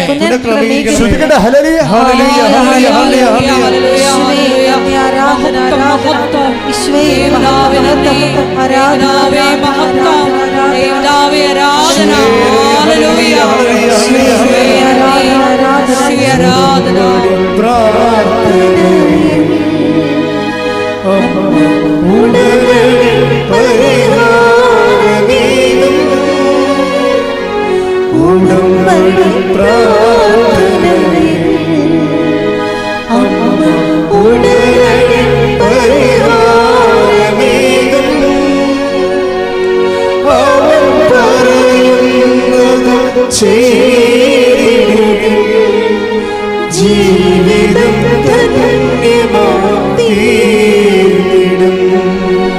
അവൻ പറയുന്നതും ചെയ്തിടും. ജീവിതം പരിശുദ്ധ പരമദിവ്യകാരുണ്യത്തിന് നേരവും ആരാധനയും സ്തുതിയും പുകഴ്ചയും ഉണ്ടായിരിക്കട്ടെ. നമ്മൾ ഇനി റിൻസി ജോസഫ് എന്നും പറഞ്ഞൊരു മോൾ ഈ ദിവസങ്ങളിൽ സാക്ഷ്യം പറഞ്ഞു. എൻ്റെ ഹൃദയത്തിൽ സ്പർശിച്ച ചില സാക്ഷ്യങ്ങളാണത്. അതിൽ റിൻസി ജോസഫിന് 4 കുഞ്ഞുങ്ങളുണ്ട്. അപ്പോൾ റിൻസി ജോസഫ് പ്രഗ്നൻ്റ് ആയപ്പോൾ തന്നെ മറ്റു 3 കുഞ്ഞുങ്ങളോടും പറഞ്ഞ് നിങ്ങളുടെ കുഞ്ഞുവാവ വരുന്നുണ്ട്, കാത്തിരിക്കണം, പ്രാർത്ഥിക്കണം. അപ്പോൾ കുഞ്ഞുങ്ങൾക്ക് 3 കുഞ്ഞുങ്ങൾക്ക് ഭയങ്കര സന്തോഷമാകും. അപ്പോൾ കുഞ്ഞുവാവ എപ്പോഴാണ് വരണം മമ്മിയെന്ന് ചോദിക്കും. അപ്പോൾ മമ്മി ദിവസവും കാര്യങ്ങളൊക്കെ പറയും. പക്ഷേ അപ്പോൾ കുഞ്ഞുങ്ങളിങ്ങനെ കാത്തിരിക്കുകയാണ്, മമ്മിയുടെയൊക്കെ വയറിലൊക്കെ തടകിയൊക്കെ ഇരിക്കുകയാണ് കുഞ്ഞുങ്ങളെ. നല്ല രസമാണ് അത് ആ സാക്ഷ്യം കേൾക്കാൻ. അപ്പോൾ എന്താ സംഭവം എന്ന് വെച്ച് കഴിഞ്ഞാൽ, പക്ഷേ പെട്ടെന്ന് കുഞ്ഞ് അബോർഷനായി പോകും. അപ്പോൾ ഇവിടെ ഏറ്റവും വലിയ പ്രശ്നം ഈ കുഞ്ഞുവാവയെ ഇവർക്ക് കാണിക്കാൻ പറ്റത്തില്ലല്ലേ. അപ്പോൾ അമ്മ കുറച്ച് ഡെസ്പാവും. അപ്പോൾ ഇതിന് വരുന്നൊരു വിഷയം, ഈ റിൻസി ജോസഫ് 2 പ്രാവശ്യം ഡെസ്പാകുന്നുണ്ട്. ഇത് ഉടമ്പടിയിലേക്ക് മുന്നോട്ട് പോകുന്ന ആൾക്കാർക്ക് എലിമിനേറ്റ് ചെയ്യാൻ പറ്റുമോ എന്ന് ചിന്തിക്കണം. അത് വരുമ്പോൾ എന്താ വെച്ചാൽ എങ്ങനെ ഡെസ്പായി കഴിയുമ്പോൾ ഉള്ള പ്രശ്നം വെച്ച് കഴിഞ്ഞാൽ മാർക്കിംഗ് കുറവും, ഉടനെ മാർക്ക് കുറയും. കാര്യം പിന്നീട് ഇവർ അമ്മയുമായിട്ട് നല്ല കമ്മ്യൂണിക്കേഷനാണ്. കാര്യം ഇവർക്ക് മറ്റാർക്കും ഇല്ലാത്ത വേറൊരു കമ്മ്യൂണിക്കേഷൻ കോഡ് കിട്ടുന്നതാണ്. എന്താണ്? കൃപാസന മാതാവ് ഒത്തിരി പേര്, ഒരു 4-5 പേര് ഈ ഇത്രയും വർഷത്തിനുള്ളിൽ 4-5 പേരാ സാക്ഷ്യം വന്ന് അമ്മ വരുമ്പോൾ, കൃപാസന മാതാവ് വരുമ്പോൾ വെള്ളത്തിൻ്റെ തിരച്ചിൽ കേൾക്കാവുന്ന. അതിപ്പോൾ റിൻസി ജോസഫ് മാത്രമല്ല, വേറെ ഒത്തിരി പേര്, ഒരു 3-4 പേര് പറഞ്ഞിട്ടുണ്ട് സ്വപ്നത്തിൽ വെള്ളം തിരഞ്ഞു വരുന്നത് കാണാം, അല്ലെങ്കിൽ നമ്മൾ വെറുതെ ഇരിക്കുമ്പോൾ തന്നെ തിരച്ചിലിൻ്റെ സ്വരം കേൾക്കാൻ പറ്റുമെന്ന്. അത് ഭയങ്കര സംവേദനമാണ്. ആൾക്കാർ പറയുന്ന അനുഭവങ്ങളാണ്. എനിക്ക് തോന്നുന്നത് കൃപാസനം മാതാവിന് ഞാൻ 2004 ഡിസംബർ 7-ാം തീയതി പ്രത്യക്ഷപ്പെട്ടപ്പോൾ കണ്ടതാണ്. പക്ഷേ ഈ ആൾക്കാർ ഇന്ന് ആയിരങ്ങൾ എന്നേക്കാൾ വ്യക്തമായിട്ടാണ് അമ്മയെ കാണുന്നതും അമ്മയുമായിട്ട് കമ്മ്യൂണിക്കേറ്റ് ചെയ്യുന്നത് ഈ ഉടമ്പടി ജീവിതത്തിലൂടെ. അത് ഉടമ്പടിയുടെ ഒരു ഏറ്റവും വലിയ വിജയമായിട്ട് ഞാൻ മനസ്സിലാക്കുന്നത് അതാണ്. എന്താ കാര്യം? ഞാൻ കണ്ടതുപോലെ ഇന്ന് ആൾക്കാർ അമ്മയെ നേരിട്ട് കാണുകയും ജീവിതത്തിൻ്റെ ദുരന്തങ്ങളിൽ അമ്മ അവരുടെ മേൽ ഇടപെടുകയും ചെയ്യുകയാണ്. അമ്മയെ കണ്ട ദിവസം 15 അവരുടെ പീരീഡ്സ് എല്ലാം ഇറഗുലറായിരുന്നു. അപ്പോൾ അവർക്ക് ഇപ്പോൾ അബോർഷൻ കഴിഞ്ഞിട്ട് കുഞ്ഞിനൊക്കെ വീണ്ടും ഒരു കുഞ്ഞിനെക്കുറിച്ച് ചിന്തിക്കണതിന് മുമ്പ് തന്നെ പീരീഡ്സ് എല്ലാം ഇറഗുലറായിപ്പോയി. 15-ാം പക്കം പീരീഡ്സ് വരികയാണ്. ആ ഒരു സമയത്ത് അപ്പോൾ കുഞ്ഞിനെക്കുറിച്ചുള്ള ആഗ്രഹം പോലും കെട്ടുപോകുന്ന ഒരു അവസ്ഥയാണ് ഈ പീരീഡ്സ് ഇങ്ങനെ ഇറഗുലറായിട്ട് വരണത്. അപ്പം അങ്ങനെ വരുന്ന സമയത്താണ് കൃപാസന മാതാവിൻ്റെ വെള്ളത്തിൻ്റെ തിരച്ചിൽ കേൾക്കണത് ഇവളെ. അപ്പോൾ ഇത് അമ്മ വരുന്നതാണല്ലോ എന്ന് നമുക്ക് മനസ്സിലാകും. പക്ഷെ അന്ന് പിറ്റേ ദിവസം ചെക്ക് ചെയ്യുമ്പോൾ അവൾ പ്രഗ്നൻ്റ് ആവും. അതാണ് എൻ്റെ അത്രയും സ്പീഡാണ് സംഭവം. 4ാമത്തെ കുഞ്ഞ്. ഇനി 4ാമത്തെ കുഞ്ഞിന് അമ്മ കൊടുക്കണമെന്ന്. അതോടുകൂടി ഇവർ കൊണ്ടുപോയി ഒരു 2-3 മാസം 4 മാസം കഴിയുമ്പോൾ സ്കാൻ ചെയ്യാൻ കൊണ്ടുപോകും. സ്കാൻ ചെയ്യാൻ കൊണ്ടുപോകുമ്പോൾ ഡോക്ടർ സ്കാനിങ് റൂമിൽ നിന്ന് പറയും, ഇന്ന് സ്പൈനൽ കോഡ് കാണാനില്ലെന്ന് പറയും, ഇത് പെൺകുഞ്ഞാകാനാണ് സാധ്യത എന്ന് പറയും. ഒരു ആൺകുഞ്ഞിനെ അവർ ചോദിച്ചത്. അപ്പോൾ അപ്പോൾ സ്പൈനൽ കോഡ് കാണാനില്ല, ഇത് പെൺകുഞ്ഞാണെന്ന് ആകാനാണ് സാധ്യതയെന്ന് ഡോക്ടർ പറയും. അപ്പോഴും റിൻസി പറയും, ഞാനൊന്ന് പതറിപ്പോയെന്ന് പറയും. ഈ സാധനം എലിമിനേറ്റ് ചെയ്യാൻ, ഈ കണ്ടൻറ്റ് എലിമിനേറ്റ് ചെയ്യാൻ പറ്റുമെന്ന് നോക്കണം. ഒരു ഉടമ്പടി പെർഫെക്റ്റ് ഉടമ്പടിയിൽ ഉള്ള ആൾക്കാർ ഈ ജോസഫ് ഗ്രിഗരിയെ പോലെയാണ്. അവിടെ പതർച്ചൊന്നുമില്ല, നേരെ പോവുകയാണ്. കാര്യം എന്താണ്? ഞങ്ങൾ ഉടമ്പടിയിലാണെന്നുള്ളതിനെക്കുറിച്ച് അയാൾക്ക് നല്ല ബോധ്യമുണ്ട്. ഇവിടെ ഒരു റിൻസി ജോസഫിന് 90% ബോധ്യമാണുള്ളത്. 90% ബോധ്യമുണ്ട്. നിങ്ങൾക്കൊക്കെ മിക്കവാറും 60%, 40% ബോധ്യം ഉണ്ടാകത്തുള്ളൂ. അതാണ് ഈ ധ്യാനം കേൾക്കുമ്പോൾ നിങ്ങളുടെ ലെവൽ വർദ്ധിപ്പിക്കണം. അതിനാണ് ഞാൻ നിങ്ങളെ എപ്പോഴും പ്രൊമോട്ട് ചെയ്യുന്നതിൻ്റെ കാര്യം. ഇതിൻ്റെ ലെവൽ വർദ്ധിപ്പിക്കണം ഉടമ്പടിയുടെ. ഇപ്പം റിൻസി ഒരു 90% ഓക്കെയാണ് ഉടമ്പടിയിൽ. പക്ഷേ ഈ 2 സമയത്ത് ഇവൾക്കൊരു പതർച്ച വരുന്നുണ്ട്. ഒന്നെന്താണ്? ആദ്യത്തെ കുഞ്ഞ് അബോർഷനായപ്പോഴും, രണ്ടാമത്തെ ആൺകുഞ്ഞ് പെൺകുഞ്ഞാണെന്ന് ഡോക്ടർ വിളിച്ച് പറഞ്ഞപ്പോഴും, അതിൻ്റെ സ്പൈനൽ കോഡ് കാണാതെ വന്നപ്പോഴും പതറിപ്പോയി. പക്ഷെ പതറിപ്പോയെങ്കിലും പ്രാർത്ഥന തീവ്രമാക്കുകയും ഉടമ്പടിയുടെ യാതൊരു കോംപ്രമൈസും ഇല്ലാതെ ഉടമ്പടി ജീവിതം നയിക്കുകയാണ്. അപ്പോൾ അങ്ങനെ വരണ സമയത്ത് കുറച്ച് കഴിഞ്ഞപ്പോൾ അമ്മയെന്ന് വിളിച്ച് അപ്പോൾ ഇത് പതറിപ്പോയിട്ട് പിന്നെ ഉടനെ വിളിക്കണത് അമ്മയെന്നാണ് വിളിക്കണത്. കാര്യം അമ്മയെന്ന് വിളിച്ചാൽ കൃപാസനം മാതാവെന്നാണ് ഇവർ ഉദ്ദേശിക്കുന്നത്. കാര്യം അവളുടെ പ്രസവങ്ങൾക്കൊന്നും അമ്മമാർ ഇത്രയും അകലെയൊക്കെ ആയത് കാരണം അമ്മമാരുടെ സാന്നിധ്യം ചിലപ്പോൾ കിട്ടിക്കാണത്തില്ലായിരിക്കും. ഇവർക്കൊരു റിലേഷൻ ഉള്ളത് കൃപാസനം മാതാവുമായിട്ടാണ്. ഇപ്പം അമ്മ എന്ന് പറഞ്ഞാൽ ഇവർ വിളിക്കണത് കൃപാസനം മാതാവ് എന്നാണ് വിളിക്കണത്. അതാണ് എൻ്റെ വ്യത്യാസം എന്ന് പറയണത്. ഇപ്പം അമ്മേ കുഞ്ഞിന് സ്പൈനൽ കോഡ് കാണുന്നില്ല എന്ന് കാണുന്നില്ല പറയണല്ലോ, ഇത് പെൺകുഞ്ഞാണോ എന്ന് അമ്മയോട് ചോദിക്കുമ്പോൾ തന്നെ ആ സെക്കൻഡിന് ആ കർട്ടനൊക്കെ എല്ലാം ചാരനിറമായി മാറും. അവിടുത്തെ കർട്ടനെല്ലാം സിൽവർ ഗ്രേ, കസേര സിൽവർ ഗ്രേ, അതുപോലെ തന്നെ അവിടെയുള്ള എല്ലാ വസ്തുക്കളും സിൽവർ ഗ്രേ ആയിട്ട് മാറും. അപ്പോൾ അവൾക്ക് മനസ്സിലാവും അമ്മ നേരിട്ട് ലാബ് റൂമിൽ വന്നെന്ന്. ഇത് ഭയങ്കര വല്ലാത്ത സാക്ഷ്യമാണ്.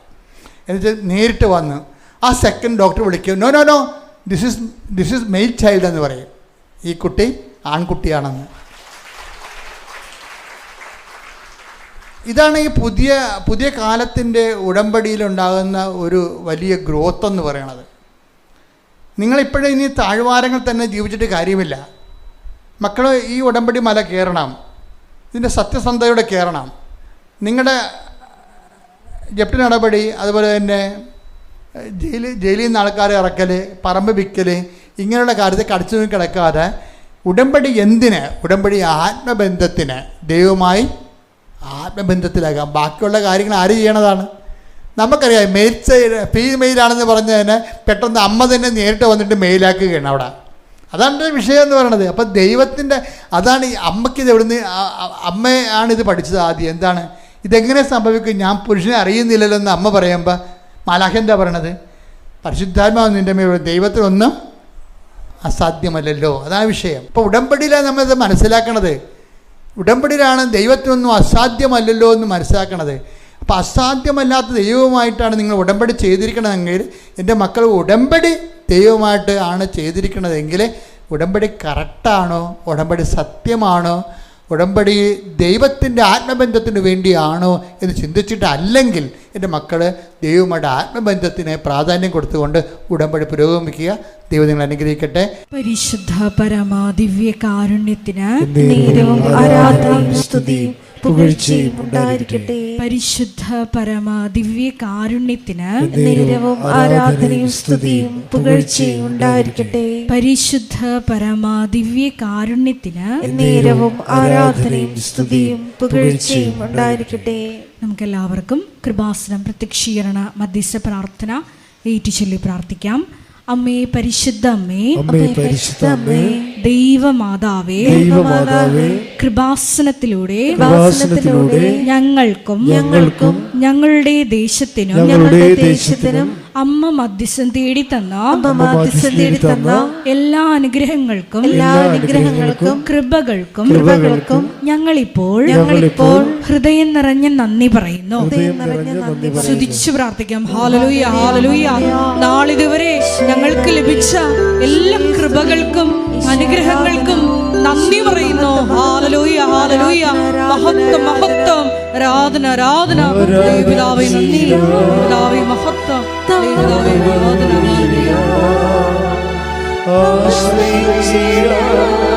ദിവ്യകാരുണ്യത്തെ ആരാധിച്ചിടാം, താടുകളഞ്ഞിടാം, ആശ്രയിച്ചിടാം ദിവ്യകാരുണ്യത്തെ. പരിശുദ്ധ പരമാ ദിവ്യ കാരുണ്യത്തിന് നേരവും ആരാധനയും സ്തുതിയും പുകഴ്ചയും ഉണ്ടായിരിക്കട്ടെ.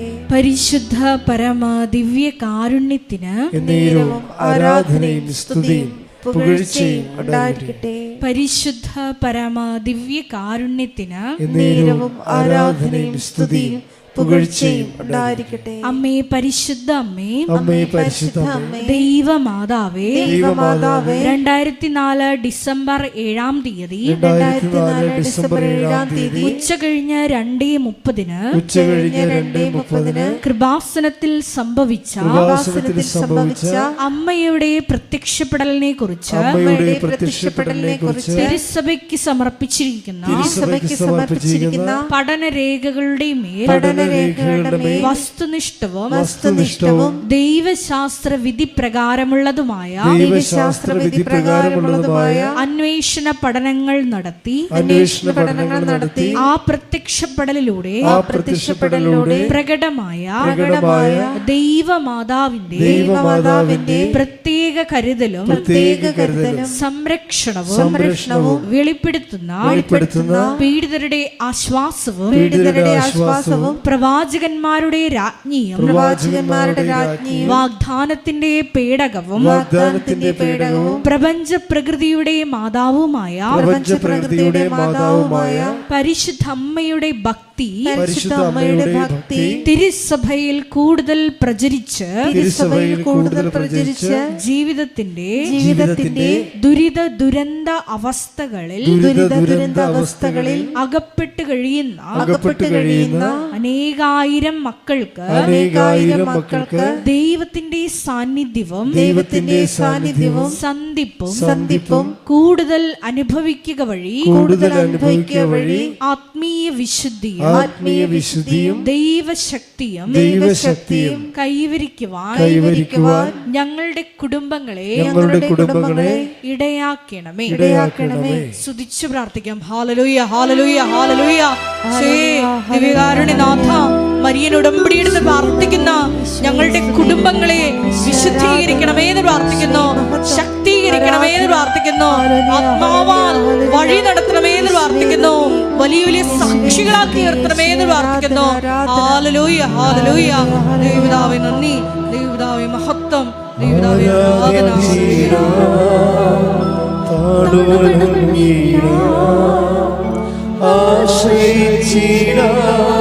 ദിവ്യകാരുണ്യത്തെ ആരാധിച്ചിടാം,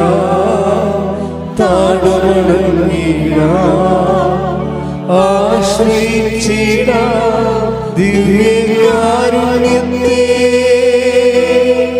പരിശുദ്ധ പരമ ദിവ്യകാരുണ്യത്തിന് ആരാധനയും സ്തുതിയും പുകഴ്ചയും ഉണ്ടായിരിക്കട്ടെ. പരിശുദ്ധ പരമ ദിവ്യകാരുണ്യത്തിന് ആരാധനയും സ്തുതിയും പുകഴ്ചയും ഉണ്ടായിരിക്കട്ടെ. പരിശുദ്ധ പരമ ദിവ്യകാരുണ്യത്തിന് ആരാധനയും സ്തുതിയും പുകഴ്ചയും ഉണ്ടായിരിക്കട്ടെ. അമ്മേ പരിശുദ്ധ അമ്മേ, അമ്മേ പരിശുദ്ധ അമ്മേ, ഭൂസ്വർലോകങ്ങളുടെ രാജ്ഞിയായ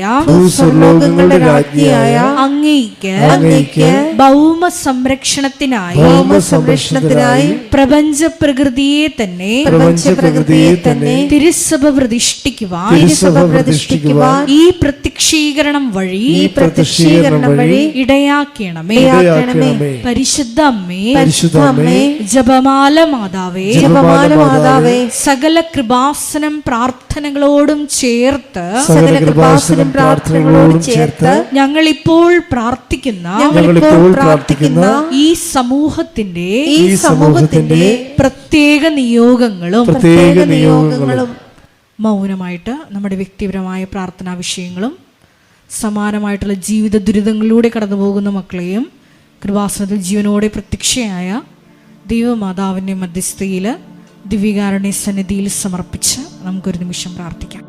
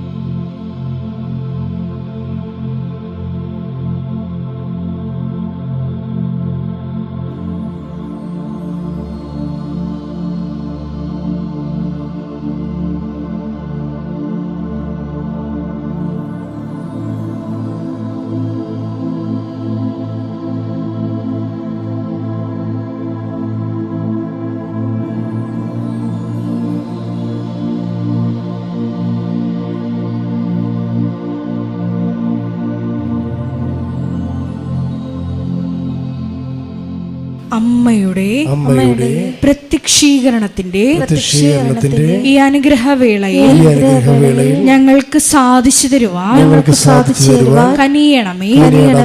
ആമേൻ. സ്തുതിച്ചു പ്രാർത്ഥിക്കാം. Hallelujah, hallelujah, hallelujah, hallelujah. ഒരിക്കൽ കൂടി നാളുകൾ വരെ കൃപാസനത്തിൽ വന്ന് മരിയൻ ഉടമ്പടിയെടുത്ത് പ്രാർത്ഥിച്ചു പോയിട്ടുള്ള മുഴുവൻ മക്കളെയും, ഓൺലൈനായി ഉടമ്പടിയെടുത്ത് പ്രാർത്ഥിക്കുന്ന മക്കളെയും, ലൈറ്റ് ക്യാൻഡിൽ പ്രയർ വഴിയായിട്ടും അവർ ഡെയിലി ബ്രെഡ് പ്രാർത്ഥനയിലൂടെയും എല്ലാം തങ്ങളുടെ നിയോഗങ്ങൾ സമർപ്പിക്കുന്ന ഓരോ മക്കളുടെയും വ്യക്തിപരമായ ആവശ്യങ്ങളെ ഞങ്ങൾ ഈ അൾത്താരയിൽ സമർപ്പിച്ച് പ്രാർത്ഥിക്കുന്നു.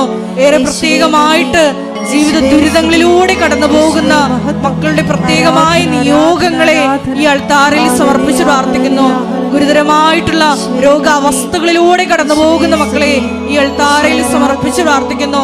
കടഭാരത്താൽ വലയുന്നവരെയും, ജോലിയില്ലാതെ വിഷമിക്കുന്നവരെയും, വിവാഹബന്ധം പിരിഞ്ഞു നിൽക്കുന്നവരെയും, മക്കളില്ലാതെ വിഷമിക്കുന്ന ദമ്പതികളെയും, കുഞ്ഞുങ്ങൾ മക്കളെയും പ്രത്യേകമായിട്ട് സമർപ്പിച്ച് പ്രാർത്ഥിക്കുന്നു. ഇതിന്റെ ശക്തി എല്ലാ മേഖലകളിലും ഈ ആരാധനയുടെ യോഗ്യതയാൽ പ്രകടമാക്കണമേ എന്ന് പ്രാർത്ഥിക്കുന്നു. കൃപാസനത്തിൽ നടന്ന പരിശുദ്ധ അമ്മയുടെ പ്രത്യക്ഷീകരണ സ്ഥിരീകരണത്തിനായി മക്കളുടെ നിയോഗങ്ങളെ ഏറ്റെടുക്കണമേ എന്ന് പ്രാർത്ഥിക്കുന്നു. Hallelujah, hallelujah, hallelujah. മഹത്വം, മഹത്വം, ആരാധന, ആരാധന. Hallelujah, hallelujah, hallelujah.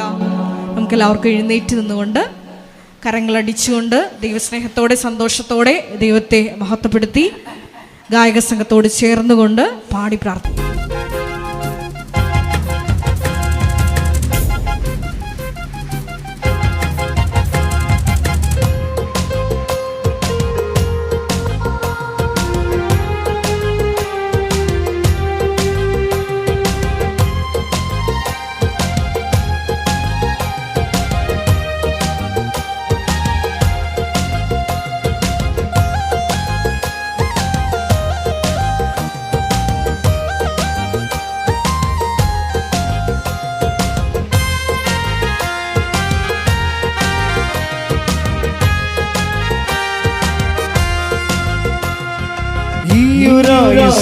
നമുക്കുള്ളു സോദരൻ ദൈവത്തെ ആരാധിക്കാം. ഈ ഒരായുസേ നമുക്കുള്ളു സോദരി ദൈവത്തിനായി ജീവിക്കാം. ഈ ഒരായുസേ നമുക്കുള്ളു സോദരൻ ദൈവത്തെ ആരാധിക്കാം. ഈ ഒരായുസേ നമുക്കുള്ളു സോദരി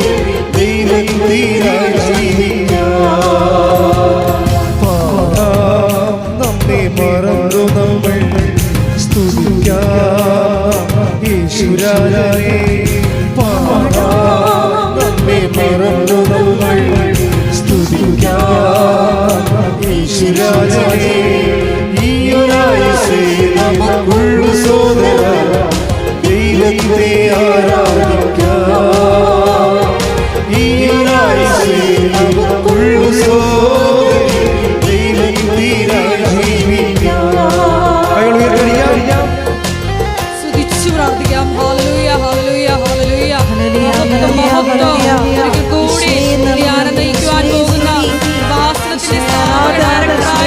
ബഹുമാനപ്പെട്ട വിപി ജോസഫച്ചനെ ഈ അൾത്താരയിൽ സമർപ്പിച്ചു പ്രാർത്ഥിക്കുന്നു.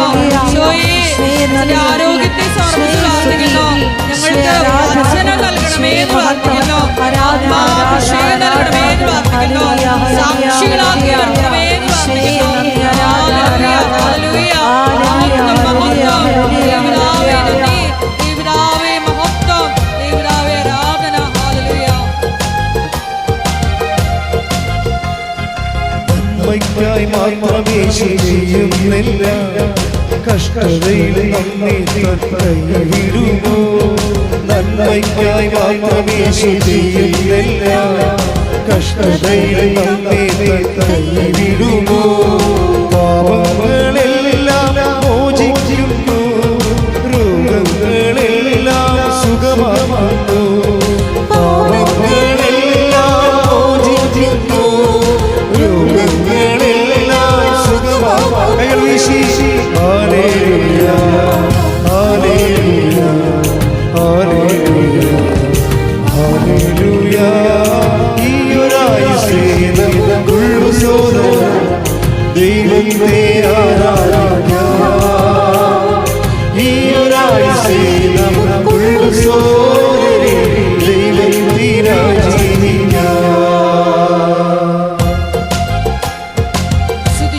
പ്രാർത്ഥിക്കാം. Hallelujah, hallelujah, hallelujah. യേശുവേ, മുടിയെടുത്ത് പ്രാർത്ഥിക്കുന്ന ഞങ്ങൾ ഓരോരുത്തരെയും പ്രത്യേകമായിട്ട് കർത്താവിൽ സമർപ്പിച്ച്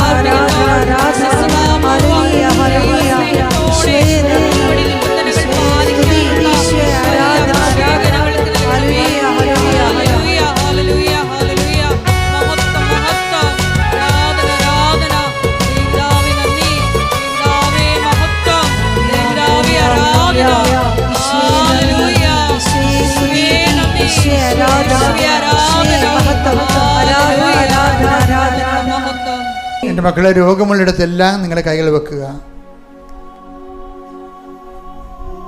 റിൻസി ജോസഫിൻ്റെ സാക്ഷ്യങ്ങളിൽ ഒന്ന്, അവളുടെ ഒരു വിഷയത്തിൻ്റെ മേൽ ദൈവിക തീരുമാനം ഇല്ലാതിരുന്നപ്പോൾ അവളുടെ പ്രാർത്ഥനയ്ക്ക് ഈ വിഷയം അവളുടെ പ്രാർത്ഥന കൊണ്ട് നടക്കാതെ വന്നപ്പോൾ അവർ പറയുന്നൊരു കാര്യമുണ്ട്. ഞാനുടനെ പ്രാർത്ഥന ഡെയിലി ബെഡിലെ പ്രാർത്ഥനയാക്കിയെടുത്തെന്ന്. എന്താണ്? ജോസഫ് അച്ഛൻ്റെ 40 വർഷത്തെ കൃപാന്റെ യോഗ്യതയാൽ കൃപാസ്ഥാനത്താരെ ജീവനോടെ പ്രത്യക്ഷപ്പെട്ട മാതാവിൻ്റെ മാധ്യസ്ഥത്തിൽ നമ്മുടെ പ്രാർത്ഥനയുടെ എല്ലാ അയോഗ്യതയും മാറ്റുന്നത് ആ ഒറ്റ വിഷയത്തിലാണ്. നിങ്ങൾ ഉടമ്പടിയാണ് എടുത്തിരുന്നതെങ്കിൽ കർത്താവ് എനിക്ക് വെളിപ്പെടുത്തിയ പ്രാർത്ഥനയാണ് നിൻ്റെ പൗരോഹിത്യത്തിന് 40-ാം വർഷമെന്ന്. കാര്യം എൻ്റെ പൗരോഹിത്യം പരമാവധി ദൈവത്തിന് നിരക്കുന്ന രീതിയിൽ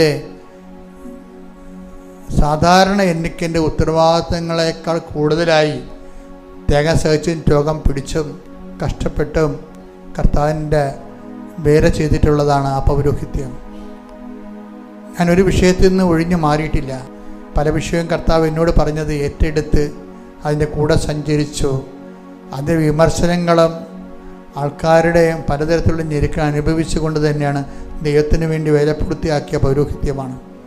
അതാണ് ഞാനെപ്പോഴും പ്രാർത്ഥിക്കുന്നത്. ഞാൻ ആശ്രയിക്കുന്നത് എൻ്റെ കർത്താവിൻ്റെ നാമത്തിൽ ഞാൻ ചെയ്ത ശുശ്രൂഷയുടെ ബലമാണ് എൻ്റെ പൗരോഹിത്യം എന്ന് എനിക്കറിയാവുന്നതുകൊണ്ടാണ് ഞാൻ എപ്പോഴും പറയണത്, കർത്താവേ, എൻ്റെ പൗരോഹിത്യം 40 വർഷത്തിൻ്റെ പരിശുദ്ധ കുർബാനയുടെ യോഗ്യതയാൽ കൃപാസനത്താരെ ജീവനോടെ പ്രത്യക്ഷപ്പെട്ട, അങ്ങനെ ആർക്കെങ്കിലും പറയാൻ പറ്റുന്നുണ്ടെങ്കിൽ പറയുന്നുണ്ടെങ്കിൽ അത് ഞാനാണിപ്പോൾ പറയണത്. എന്താ കാര്യം? അതിലൂടെ ലക്ഷക്കണക്കിന് മനുഷ്യർ അവിടെ ജീവിതത്തിൻ്റെ കഥനത്തിൻ്റെ കടൽ നീന്തി കയറിയ ഒരു അൾത്താറയാണിത്.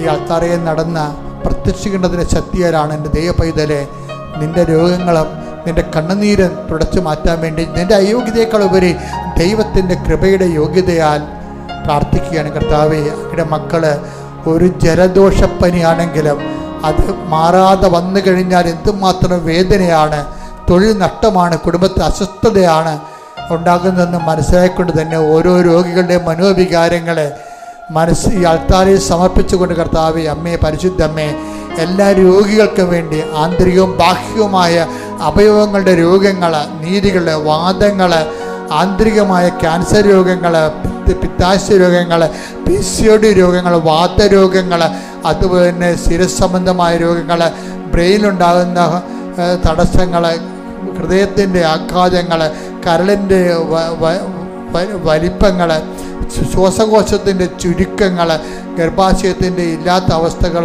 അതുപോലെ തന്നെ ഗർഭാശയം ചുരുങ്ങിയ അവസ്ഥകൾ, അങ്ങനെ എവിടെയെല്ലാം എന്തെല്ലാം തരത്തിലുള്ള രോഗങ്ങളുണ്ടോ, എന്തെല്ലാം രോഗങ്ങൾ ഞങ്ങളോട് പ്രാർത്ഥനാ സഹായം ആവശ്യപ്പെട്ടവർ എന്തെല്ലാം തരത്തിലുള്ള രോഗങ്ങൾക്ക് കൊണ്ട് വേദനിക്കുന്നുണ്ടോ, കർത്താവേ, നിൻ്റെ തിരുമുറിവാർന്ന വലതുകരം കൃപാസനം അൾത്താരെ ജീവനോടെ പ്രത്യക്ഷപ്പെട്ട പരിശുദ്ധ അമ്മയുടെ മാധ്യസ്ഥത്തിൽ ഞങ്ങൾ കർത്താവിൻ്റെ നാമത്തെ പ്രാർത്ഥിക്കുന്ന, കർത്താവിൻ്റെ ഉന്നതമായ നാമത്തെ സഭയുടെ അധികാരത്തിൽ കുരിശിൻ്റെ അടയാളത്തിൽ മാരക രോഗങ്ങൾ, തീരാവേദികൾ, ജീവിത ദുരിതങ്ങൾ യേശു ക്രിസ്തുവിന്റെ നാമത്തിൽ മാറിപ്പോകട്ടെ.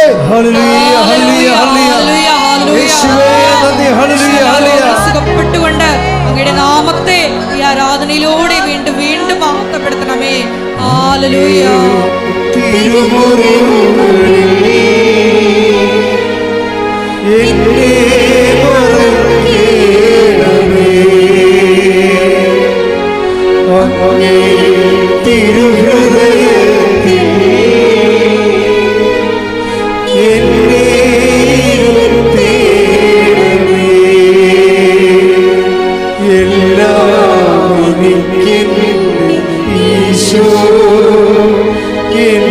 ജീവൻ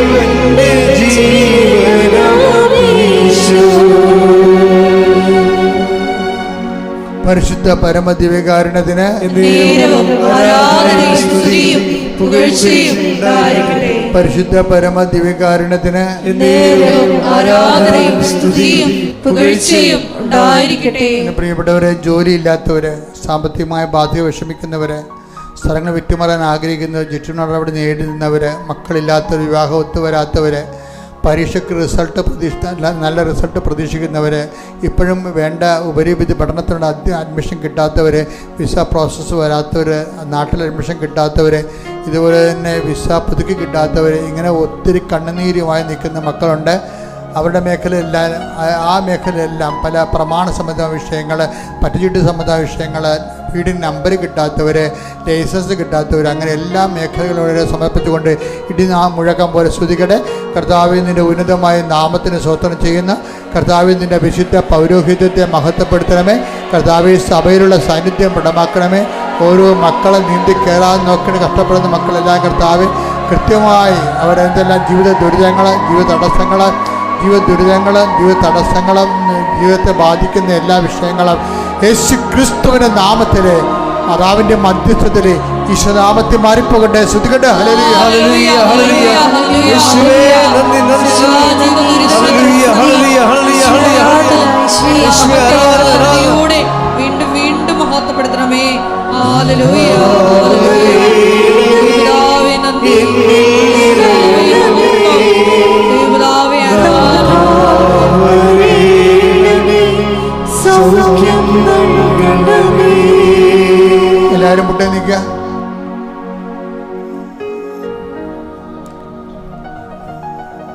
മൗനമായി പ്രാർത്ഥിക്കേണ്ട സമയമാണ്.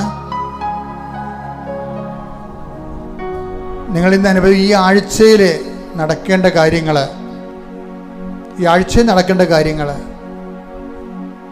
ഇപ്പോഴും മൗനമായി മാതാവ് അൾത്താരയിൽ നിൽക്കുന്ന സമയത്ത്, ദിവ്യകുർബാനയിൽ മധ്യസ്ഥം വഹിക്കുന്ന സമയത്ത് മൗനമായി മാതാവിൻ്റെ മധ്യസ്ഥയോട് ചേർത്ത് വെക്കുക. ഈ ആഴ്ചയിൽ നിങ്ങൾ അഭിമുഖീകരിക്കുന്ന പ്രധാനപ്പെട്ട നിമിഷങ്ങൾ, ഇൻ്റർവ്യൂ, ടെസ്റ്റ് നടക്കുന്ന സമയമാകാം, എന്തുമായിക്കൊള്ളട്ടെ, പ്രത്യേക ദിവസങ്ങൾ, ഈ ആഴ്ചയിലുള്ള നിങ്ങൾക്ക് കൂടുതൽ ദൈവാനുഗ്രഹം ആവശ്യമുള്ള ദിവസങ്ങളെ ഓർക്കുക. നിങ്ങൾ ഒറ്റക്കാണ്, നിങ്ങൾ അവിടെ നിങ്ങളുടെ മാതാവോടെ വന്നേ മതിയാവൂ എന്ന് പറഞ്ഞുള്ള ആ നിമിഷങ്ങളെ ഓർക്കുക.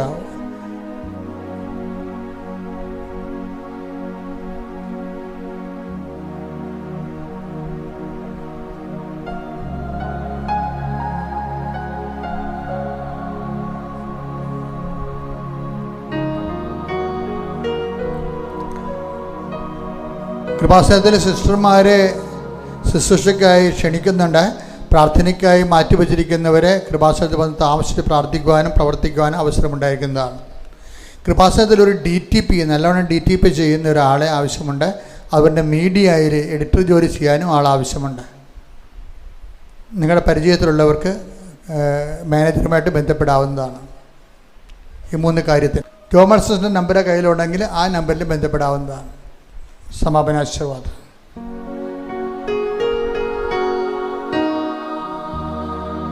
ശിരസ് നമിച്ച് നമുക്ക് ദിവ്യകാരുണ്യനാഥന്റെ ആശീർവാദം സ്വീകരിക്കാം.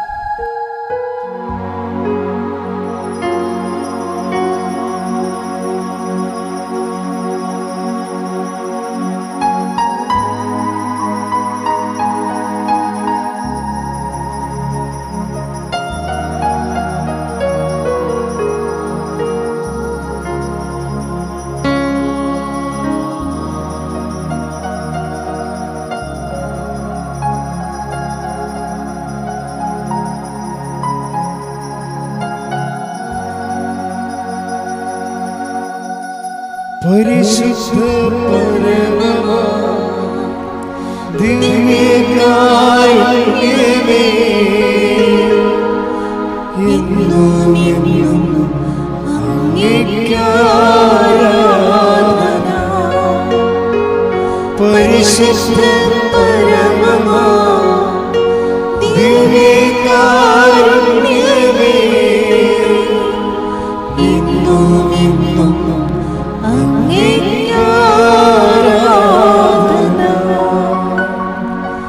പരിശുദ്ധ പരമമാ ദിവ്യകാരുണ്യമേ,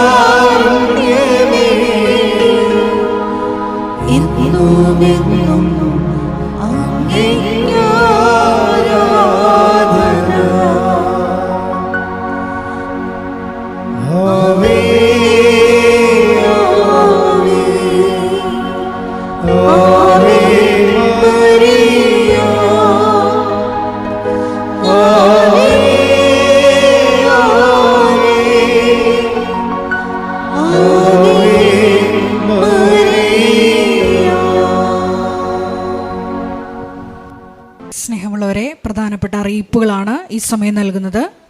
കൃപാസനത്തിൽ എല്ലാ ദിവസവും മരിയൻ ഉടമ്പടി എടുക്കാനും പുതുക്കാനുമുള്ള അവസരം ഉണ്ടായിരിക്കുന്നതാണ്.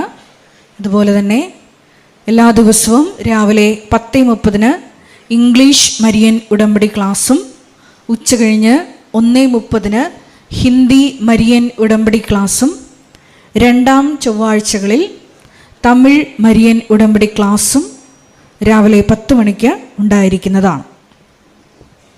കൃപാസനത്തിൽ സമർപ്പണ ജീവിതം നയിക്കാൻ ആഗ്രഹിക്കുന്ന യുവതികൾ, +2 ഡിഗ്രി പാസ്സായ കുട്ടികൾ 82 81 29 75 11 എന്ന വാട്സപ്പ് നമ്പറിൽ ബന്ധപ്പെടുക. അതുമല്ലെങ്കിൽ apparitionmissionaries@gmail.com എന്ന ഇമെയിൽ അഡ്രസ്സിൽ കോൺടാക്റ്റ് ചെയ്യുക. കൃപാസനം പത്രം 23 ഭാഷകളിൽ ലഭ്യമാണ്. നിങ്ങൾ ആയിരിക്കുന്ന ഇടങ്ങളിൽ ഏത് ഭാഷ കൊടുത്താൽ ദൈവജനത്തിന് ഏറ്റവും പ്രയോജനകരമാകും എന്നുള്ള ഭാഷകളാണ് ഉടമ്പടി എടുക്കുന്ന സഹോദരങ്ങൾ വാങ്ങിച്ചുകൊണ്ട് പോകേണ്ടത് എന്നുള്ള കാര്യം സ്നേഹപൂർവ്വം ഓർമ്മപ്പെടുത്തുന്നു.